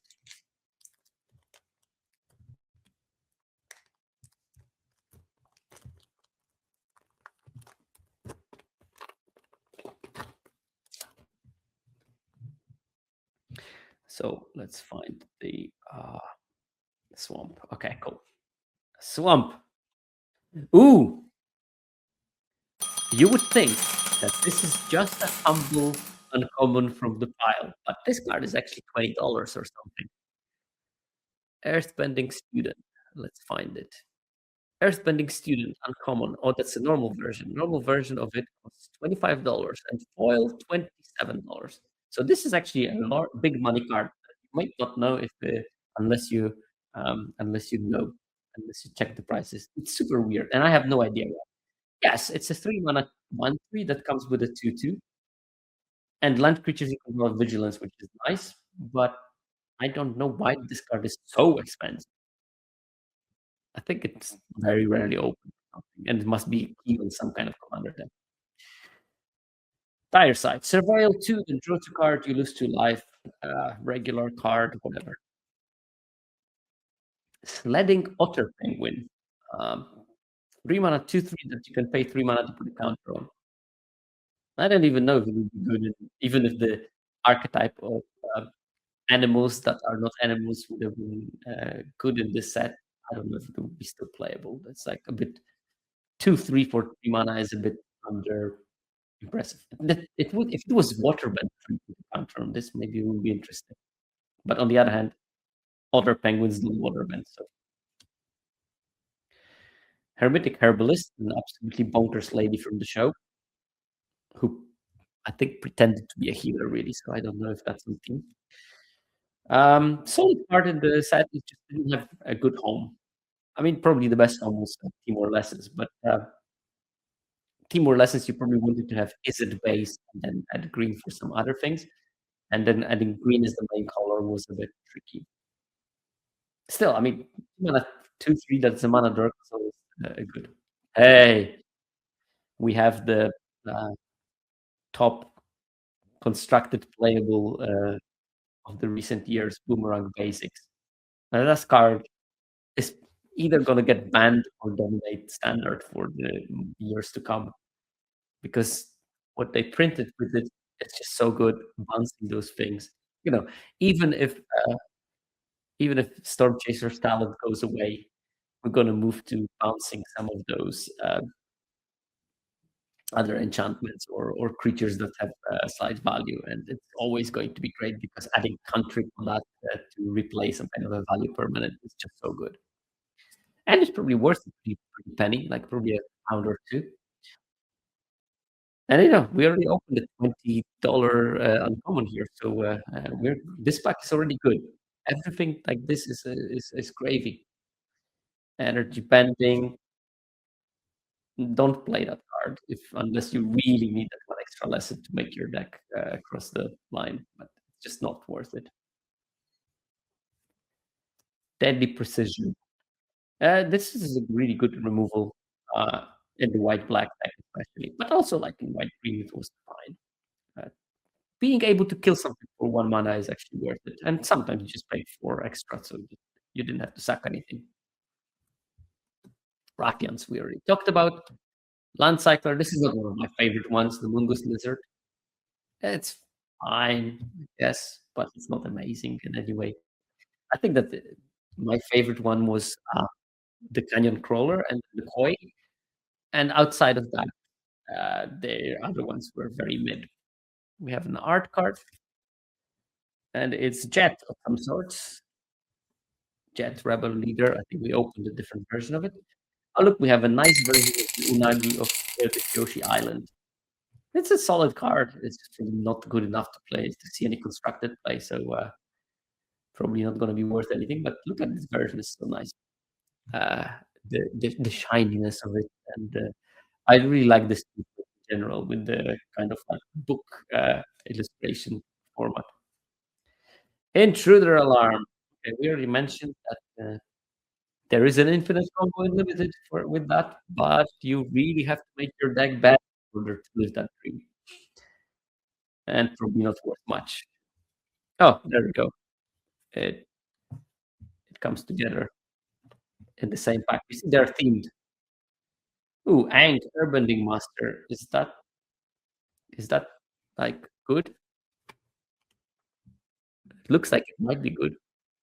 Angs are usually good. Ang Airbending Master. Yeah, like $20. Okay. So we have $20 uncommon and $20 mythic. So this pack is definitely going on the success pile. And then we close up with Sokka Tenacious Tactician, but in a regular version of it. So what does the Ankh do? Actually, we can read it because we never see those cards as limited players. When it enters Airbender, another target creature, when one or more creatures you control leave the battlefield without dying, you get an experience counter. At the beginning of your upkeep, create a 1/1 ally counter for each experience counter you have. Oh, because they can work together. So, like the Spiral Lord Zuko can get experience counters from other permanents, and it works all together. So, I guess it's sort of like shrines, and that's maybe why the Zuko is expensive. Cool. And it's a cool version, I guess. So, happy times. We have 5 more. Ah. Oh, I opened it well, but I need to rip it from her because it won't slide out because of the glue. I think that the collector boosters are mostly printed in Japan, and the glue for closing the boosters is much stronger than in the packs that I get from Europe. And it's funny, American packs are just so different from the European ones in terms of like American cards I sometimes get from States box or something. They are much more porous, I guess. And when you touch them, they're not smooth. They are sort of rough on the edges a bit, while the European ones are smooth as silk, and Japanese are somewhere in between. And there's also difference in the glue of the packs or stuff like that. It's funny how small differences between the cards are. I would definitely recommend European cards. They are, I think, much better quality.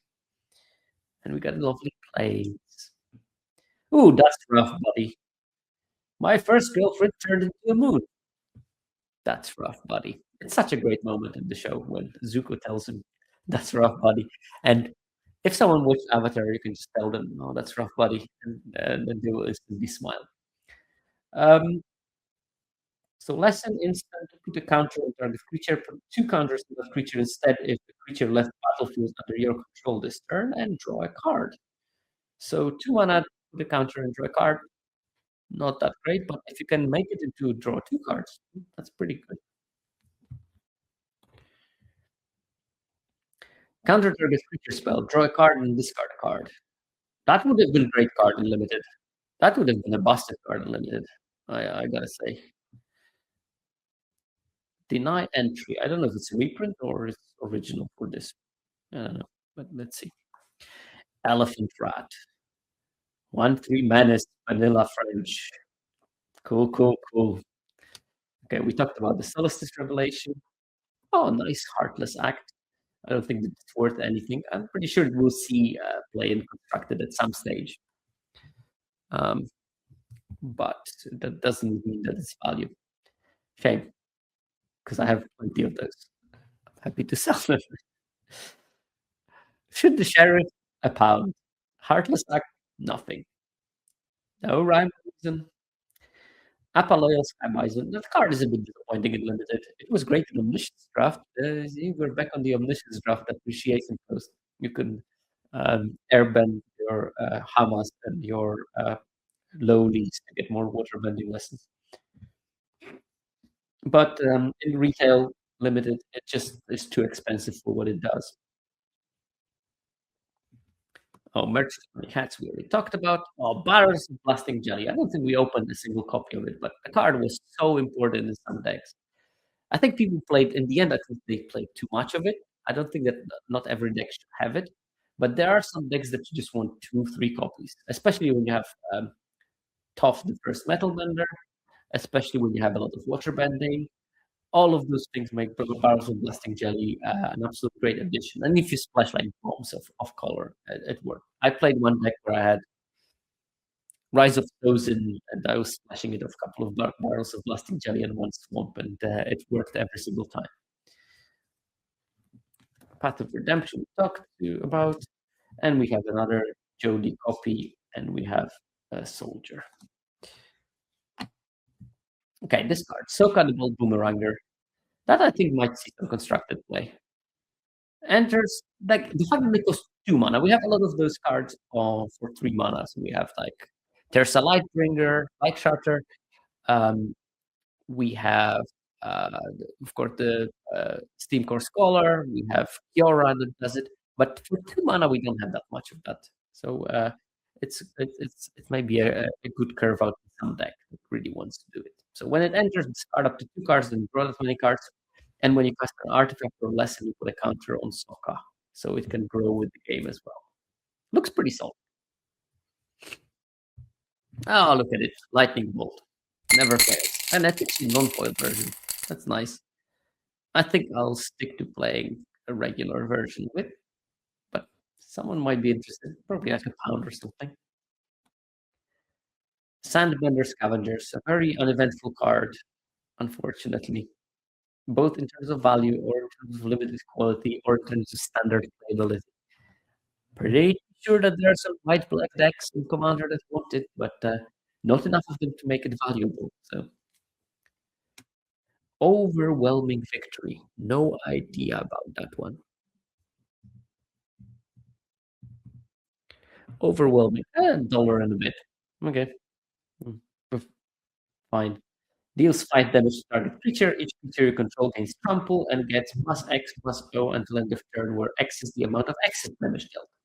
So I can kill the 1 drop and give +4/+O to O at X1 and give +4/+O to my creatures. And it's instant. Oh wow, that can be a nasty surprise if someone doesn't do the right books.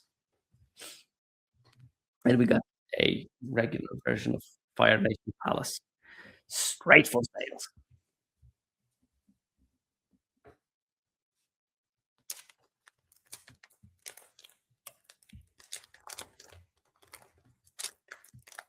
Okay, 4 packs to go.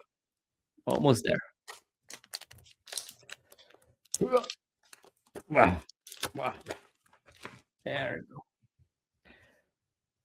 Mountain. Oh, and it's an upper mountain. Look at that. That's where Avatar was fighting Fire Lord Ozai. Okay, we got a Bastion. Remember, is always worth something. Hippocraus, whatever. Purple Pentecost. Is that worth something? Like, not much, but no, it's not. When it enters Surveil, 1 mana Surveil. Okay. 3 tap and a creature you control. Return this card from your graveyard to the battlefield tapped. Okay, so it's a long in the collection of cards that can come back from the graveyard. Okay. Meteor Sword, we already discussed it. It was mediocre and it will be mediocre. Jet Freedom Fighter. And maybe good to have I mean, I'm sure that there are better mythic equipment that you can kill something with Stoneforge Mythic or something. Jet Freedom Fighter, we discussed the card at length. Still not great. Katara Bending Prodigy. That one was interesting. I think that people played it initially too much and then later maybe too little. I think that this card is actually fine, but you need to really have the water bending package built in. You need your Kyoshi fans. You need your um, fortune tellers. You need to make multiple buttons on the same turn. When you think about it, you want Katara the same as you want your benevolent, whatever it's called, 2 mana 4/5 flyer. You need to bend 5 minutes. The problem with this card is that often people are playing it and maybe trying to tap too many things and falling too far behind on board in order to play. Actually, yesterday we had it in our coaching deck, and it worked fine with vehicles where it was crewing them and getting counters in the process. And that first couple of counters in Qatar came from crewing vehicles, and then later we could actually uh, treat it as a solid threat. Once it becomes like a 3/4, it's already very good, and it becomes a 4/5, it's amazing. And we had a lot of clues, food, the equipment that we could tap in order to draw cards without sacrificing mana or board presence in order to get it. Oh, Messenger Hall was perfect in that deck, exactly for that reason. I could use the clues to tap Qatar for Katara or something. And a Gazer Lever, not important. Oh, Fire Nation Cadets, that's nice. Yeah, I mean, the card I think is also going to be playable and constructed, but it needs the right amount of certain types of cards. And an eternal question, is tea food? I don't know. I think it should be drink. And we have the prowess monks from the shrine on the other side. And we already had that UE spirit. I think maybe we had foil. It was also I'll figure out at the end. Oh, 6 leveler. That is worth something. At least I think, and especially the foil. Let's do a quick check.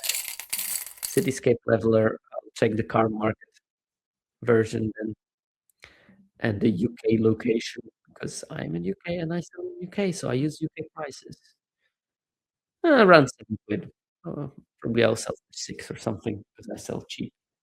Cool card. Cool art. That's fine. Ooh, Angin Katara sitting on the tree. Kissing. But are they worth anything? Ang and Katara. Oh, actually, it is worth something. Borderless, a $9 card. So what does it do? 3 and banned. Creature, human avatar ally. Whenever Ang and Katara enter or attack, you create X11 white ally creature tokens where X is the number of tapped artifacts and or creatures you control. And it's 5/5. Right. Okay. Okay. I get it why it's in some sort of ally themed artifact trick commander deck, I guess. I guess you just build around it in a way.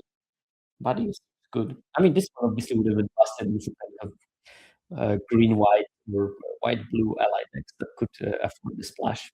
And especially that it has to be tapped. We could water bin something with our barrels of plastic jelly to make it tapped so we can get more allies. Okay, seismic tutelage. So what was the original one? Seismic something? Let me find it. Seismic. I forget names nowadays. The age doesn't make it easy. Seismic sense. Okay, and this is seismic tutelage. So we go enchantment aura, enchanted creature, and when this aura enters, put a counter on enchanted creature, +1/+1 counter. Whenever enchanted creature attacks, double the number of counters on it. Okay, I can get it how it works with everything. You play it on the Airbending land, becomes a 5/5, you attack with a 10/10, and next turn you attack with a 20/20. So probably worthless. Seismic. Oh no, actually it is. I forgot commander players love doubling counters. It actually is worth like $2 or something. So it's not nothing. And Phoenix Street Airship, a sweet build around where you can make a ton of them. I think this is another sort of trap card, and not trap card in the way that you'd be playing it. It's actually great. But I think people get focused on, oh, I have to get 8 of those in order for them to become creatures. But in fact, making 2 of them is absolutely fine, and you win the game if you have 2 of those. Because 2 4/4 flyers kill very quickly. So yeah, a cool card. A cool card. And we have 3 more packs. I can't complain. This box I think was really fine. I think it was better than the first one. I'm gonna tally them up after the end, so you're gonna see what was the final result. And we have a forest with a lion turtle, hook swords. I don't know. We're gonna check if it's worth anything. I never saw it, but it's a Boros Hybrid 2 equipment. When it enters, make an ally and attach it to it. And during your turn, the quick creature gets +1/+1 and has first strike. So it's 2/2 first striker for 3. That later can become an equipment that gives first strike on your turn, which is smart. You limit this, especially you want the first strike to be an aggressive, not a defensive mechanic. I mean, the fact that it makes its own creature sort of fine. I think it would sort of playable if it wasn't limited. Oh, brainstorm. That's always sellable. Oh, and that looks pretty cool. Planetarium kind of is working well with foiling, so I like how it looks like. Probably can sell it for a pound or 2. Giant Fly. Whenever you sacrifice another permanent, this creature gets +1/+0 until end of turn. So Giant Fly can become a giant if you do certain things. I'm pretty sure that's not worth much, but might sell it for some fractions of a pound. Sparring dummy was discussed. Azula on the hunt. That card was solid. The fact that, yeah, three toughness is a bit of a problem. Most of the time it attacks once, and that was it. And then it got blocked, and you lost a life, and you drew a card. But 4 mana, 4/3, and you draw a card, it is not a terrible deal. It was still okay. But the problem with it is maybe black was not as good as the other colors. And, if you want to go too much into black, like you definitely don't want to draft black because of Azula. You want to get Azula as your reward for drafting other good black cards. You want to go into black for things like Rise of Sozin or the Raven Eagle or Azula, blue white, the blue black one. Master Piandao, the sword master from the last season of Avatar, one of the White Lotus members. Uh, yeah, for first striker that can get you some card draw. The card is super annoying in some games, and in some games it's just laughable. Because if it doesn't manage to attack, you just spend 5 mana and they probably spend 2 mana to respond, and that's not a great deal. If you get some card draw, then it's absolutely fine.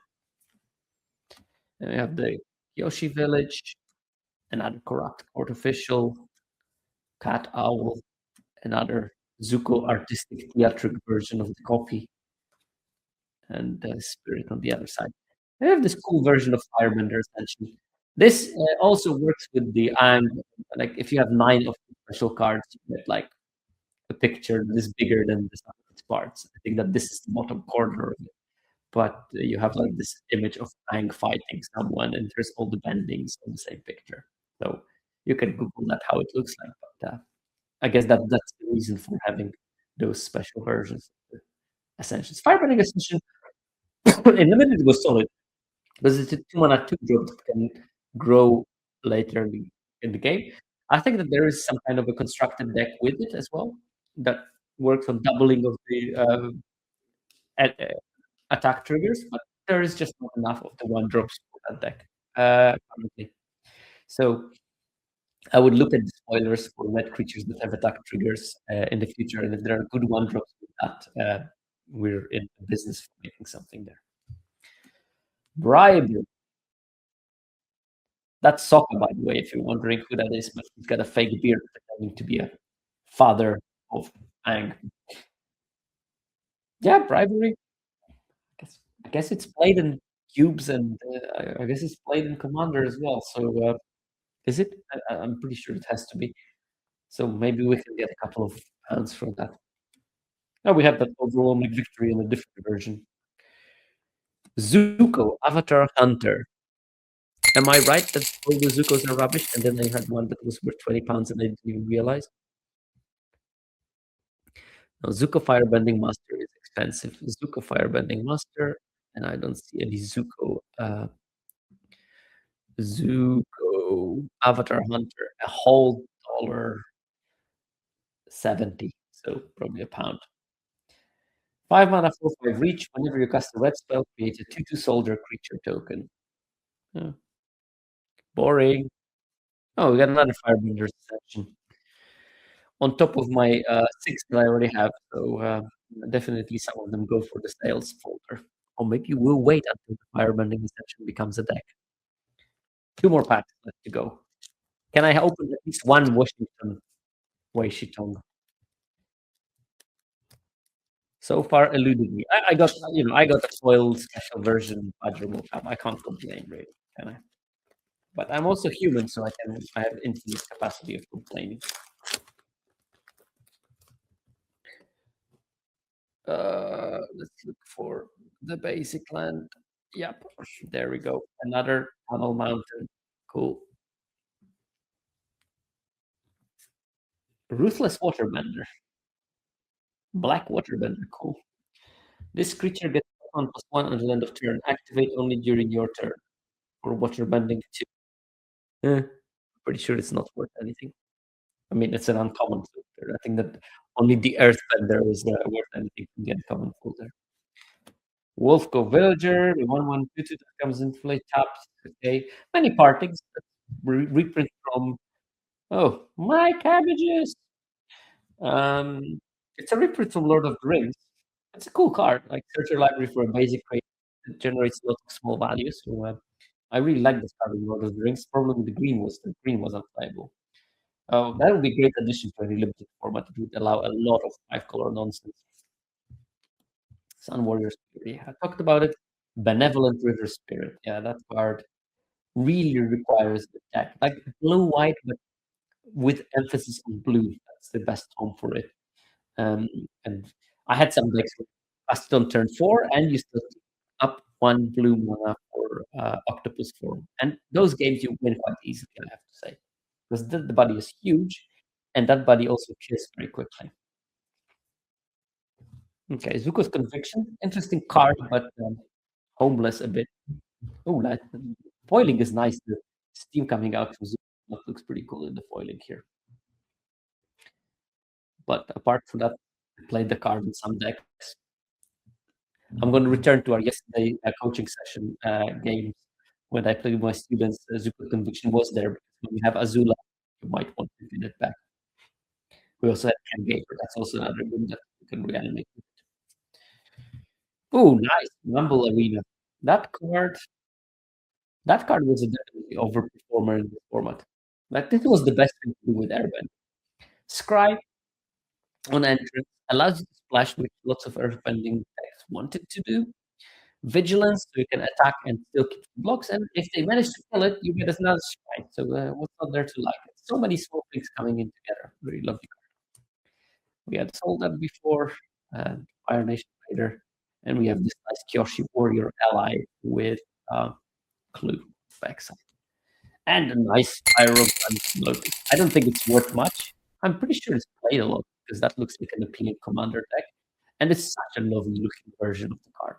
So I don't expect it to cost more than £4 or something, but it will be nice giving it or selling it to someone so that they can play with it because it looks so cool. Another Cityscape Leveler. We already know, £5. Oh, Rise of Silzen special version. Unfortunately, I don't think it's worth anything, but it does look cool. And the card is so powerful. This is the most powerful rare mythic from the set. The fact that it rots and then turns into this amazing threat they need to block, because if they don't, just floods your board. It becomes a second mini game after that. It's really, really strong card. And it's a cool version, and it's a non-foil, so I probably keep it for myself. Waterbender Situation, we discussed it. It's a flicker effect. And Katara, Water Tribes Hope. 0 value, but boy is the card powerful in limited. 5 mana, 3/3, but makes a 1/1. And basically, if it survives, it ends the game. Because it has Waterbend X, creatures you control have base power and toughness XX until end of your turn. X can't be 0, so you cannot accidentally kill all your board. But if you untap with it, you probably have like 3-4 creatures, and then you can make each of them into 8/8, and it just becomes unsustainable for the opponent to survive the attack. So unfortunately, this pack was low value. It was not no value because we have the Cityscape Leveler and that Iros. Maybe we got like a tenner or something out of all the cards. Not probably enough to pay for the collector booster. Enough to pay for collector booster that we won. I was super lucky this run because I played on 3 rounds. I got 2 boxes, which is unprecedented, really. But it pays to play a lot of limited and occasionally spike. But to give you the alternative in Final Fantasy, I won my box on the first run, collector one, and then I run 20 more, and I didn't win a single other box. And I was still up on the business because Final Fantasy boxes are crazy expensive. But if I got the money replacement rather than the box, I might have blocked it. I also opened a very good box there. Okay, we have another island. Boomy's Feast Lecture. 2 mana sorcery left. Create a food token, then Earthbound X, where X is twice the number of foods you control. That's pretty cool, actually. Like, if you would have it it limited because it's like at worst it's a 2/2 that makes it food. Okay, you have to Earthbend, so it's not exactly a 2/2, but it can be maybe a 4/4 in some cases. Pretty cool. And it got haste because it's cheap. If you build like a dedicated food deck and you got like 4 foods and you cast this and you make an 8/8 haste, that can become a problem very quickly. Okay, thriving laughter, thriving life. Chinacorn, the one with Death Touch, classic. Oh, Rocket Launch is the green payoff basic lands. This one gets Earthbend X, where X is the forests you control. And it has flashback for 6 mana. And this card was fine, but I wanted really to play like 11, 12 minimum forests in my deck to make it work. And actually, preferably, I would play 16 forests and I would be mono green. For my first deck in the early access, I played mono green. And then, of course, I got paired into Alex's mono white deck that was just better in every aspect than my mono green deck, and I lost. It's a shame because the deck was really, really solid, and unfortunately, I didn't play along with it because of some unlucky draws. But I think mono green was a deck that could be good in this format, and Rock Lunch was definitely a part of it. We had TO ages ago, one of the first packs we opened, and now in the last pack. Oh, Swamp Snare Trap. The interesting trivia of that card is that it turns every Appa in this set, in the main set, into an O1. So it never kills Appa, but it always makes it into an O1, which is cool. And it's very on theme with the set because Snow Swamp Snare Trap didn't kill Appa, it just trapped him. Rowdy Snowballers, that's a very forgettable card. I think that they should start thinking about how to make those cards playable. It needs to be either bigger or have something else, or cheaper. Just 3 mana 2/2 that just doesn't cut the mustard anymore, especially when the removal works as a temporary tempo play on stun counters rather than maybe it has to have flying and it has to be a set with flying being supported. Rabbery, Troop, Boring, Obsessive Pursuit. Okay, we had that version, I think, in one of the packs. We have the nice Boiling Rock Rioter that's played in the ally constructed deck.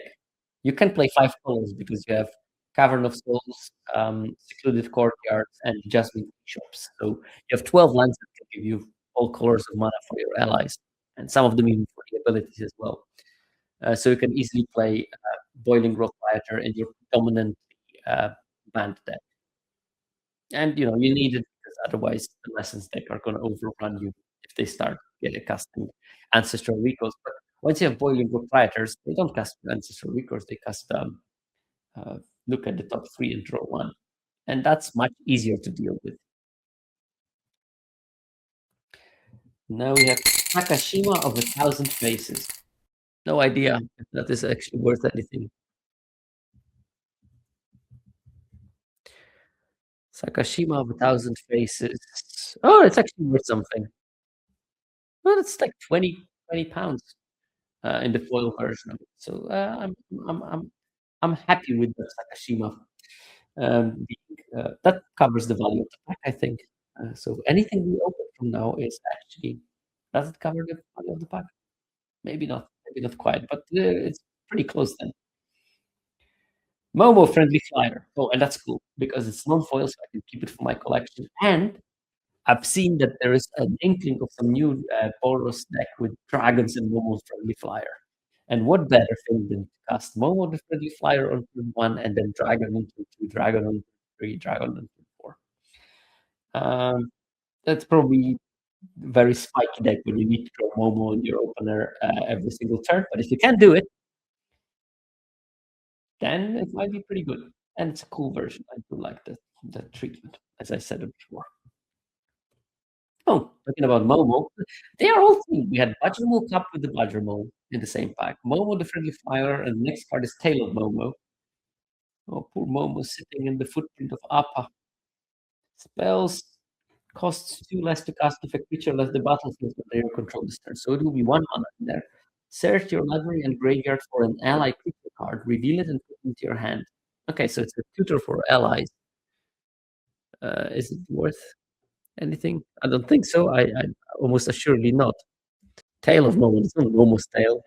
Uh, because there is a tale of everyone from that episode when they were reliving that. Okay, it's worth like a pound, maybe. Maybe.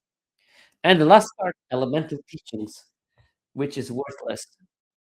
I didn't even make a big drum roll before revealing it, but maybe good because there wouldn't be anything to celebrate.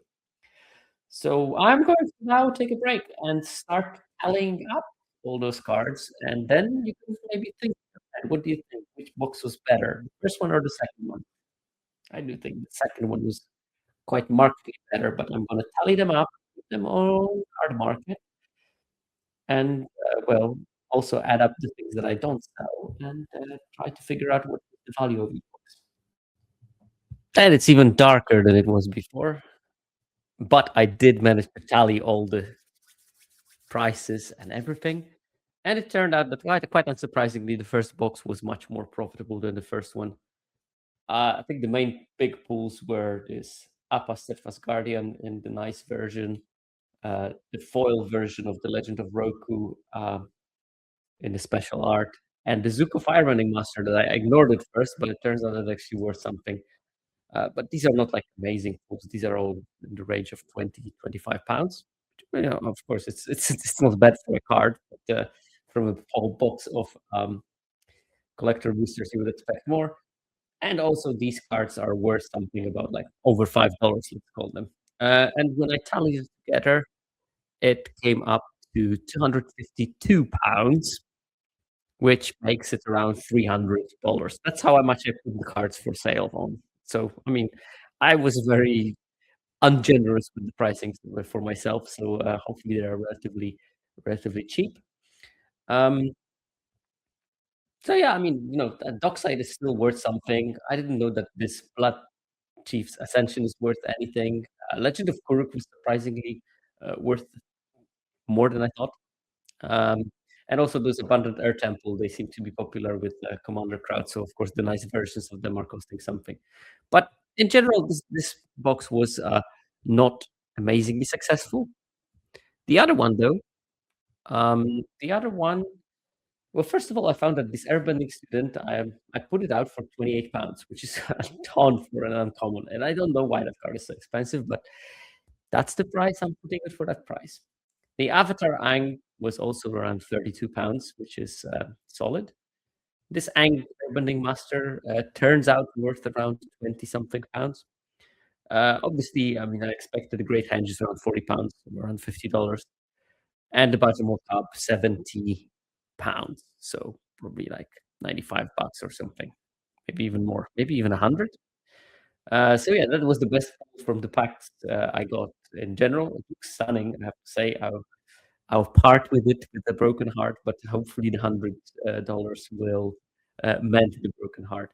And also, like it had a pretty decent. I mean, you can compare the sizes of these are all the cards over $5, and you can see that the pile from that second box was substantially thicker, and this all added up to $524 in prices. So, what I was surprised, I was surprised. Lightning Bolt was worth a fiver. Unagi was worth something. This Sakashima was worth around like 12 pounds, I think. Mystic Remora was worth something. Those Waterbenders restorations actually pulled up some price in total. But generally, yeah, I mean, I was also surprised that this stuff was, I think, like £6 or something, which was a bit more than I expected. And also the Sandbake Canyon turned out, again, it's a £6 cup. Like, I don't know, $9 or something. So pretty decent pricing. You have to keep in mind, I priced them for Britain. Britain prices are slightly different than both of America and Europe. It turns out that Britain is always the weird one. So some cards are more American, some cards are more European, and it's hard to guess which is going to be which. Hopefully, I mean, I'm going to sell them over the next couple of months and get myself some money to buy more gems and play in more directs, hopefully. And yeah, I think that my general thoughts are, I don't know, if you want to buy those boxes for the non-retail price for something more than MRSP, it's not going to be very hard to get the return on them. Now, obviously, you can spike one of those super high value cards and then you're Gucci. But as you can see, I opened two boxes and not a trace. I've opened multiple booster boxes of other sets, and I never even got as much as a whiff of those super rare cards. So I wouldn't bet on opening those when I open mine. But I think that like getting between 350 and $500 of value from them is doable, but that's more or less what you probably want to be paying for them. And also, I also looked at the pile of the cards that I'm gonna keep, and it's not large because I don't have any use for foils because I want to play competitive Magic, and foils are problematic in most competitive formats. So the um, I kept the non-foil version of the Legend of Roku, which is very nice. I kept some Momos. I kept I don't know, Raven Eagle in the nice version because maybe it will be playable at one stage, but not much more than that. A couple of foil uncommons because I keep them until I get enough non-foil versions. About it. The rest is straight for sale in my case. So I guess I'm not the customer. It's not the product that is really for me. But it's a nice product to win if you're playing the Arena Direct, if you're a limited specialist. So in that way, it will fuel my hobby of playing constructed on occasions and my hobby of having a nice collection of constructed cards. So that's going to be helpful for that. But hopefully you enjoyed this new type of content that I'm not going to make very often because I don't buy product. But if I win something, I might also unbox it. If I win some collector booster boxes, really, I might unbox them as well on the stream and put them on YouTube because why would you not do content when you have free content on your hands, like opening a box? And I always open them because I don't want to sell sealed product. I like opening cards, and part of the pleasure for me of winning those boxes is actually opening those packs and seeing what's inside of them. And I am a degenerate, don't copy me, but I like it, so there's nothing you can do about it. And yeah, if you like what you did, first of all, I put a link to my card market because if you're in UK, maybe you're interested in buying some of those cards. They are quite reasonably priced. I'm not trying to be greedy, and I don't want to put high prices. I put them like below the median, way below the median. Second of all, give me a subscribe. Most of the time, I talk about data and limited, but on occasions, I have this type of content, so you might as well subscribe to that if you enjoyed this one. And then we'll see you in a couple of days because I'm recording a new episode of the Magic Numbers podcast, and I'm gonna sum up the 2025 in numbers. So that's gonna be interesting. Until then, bye bye.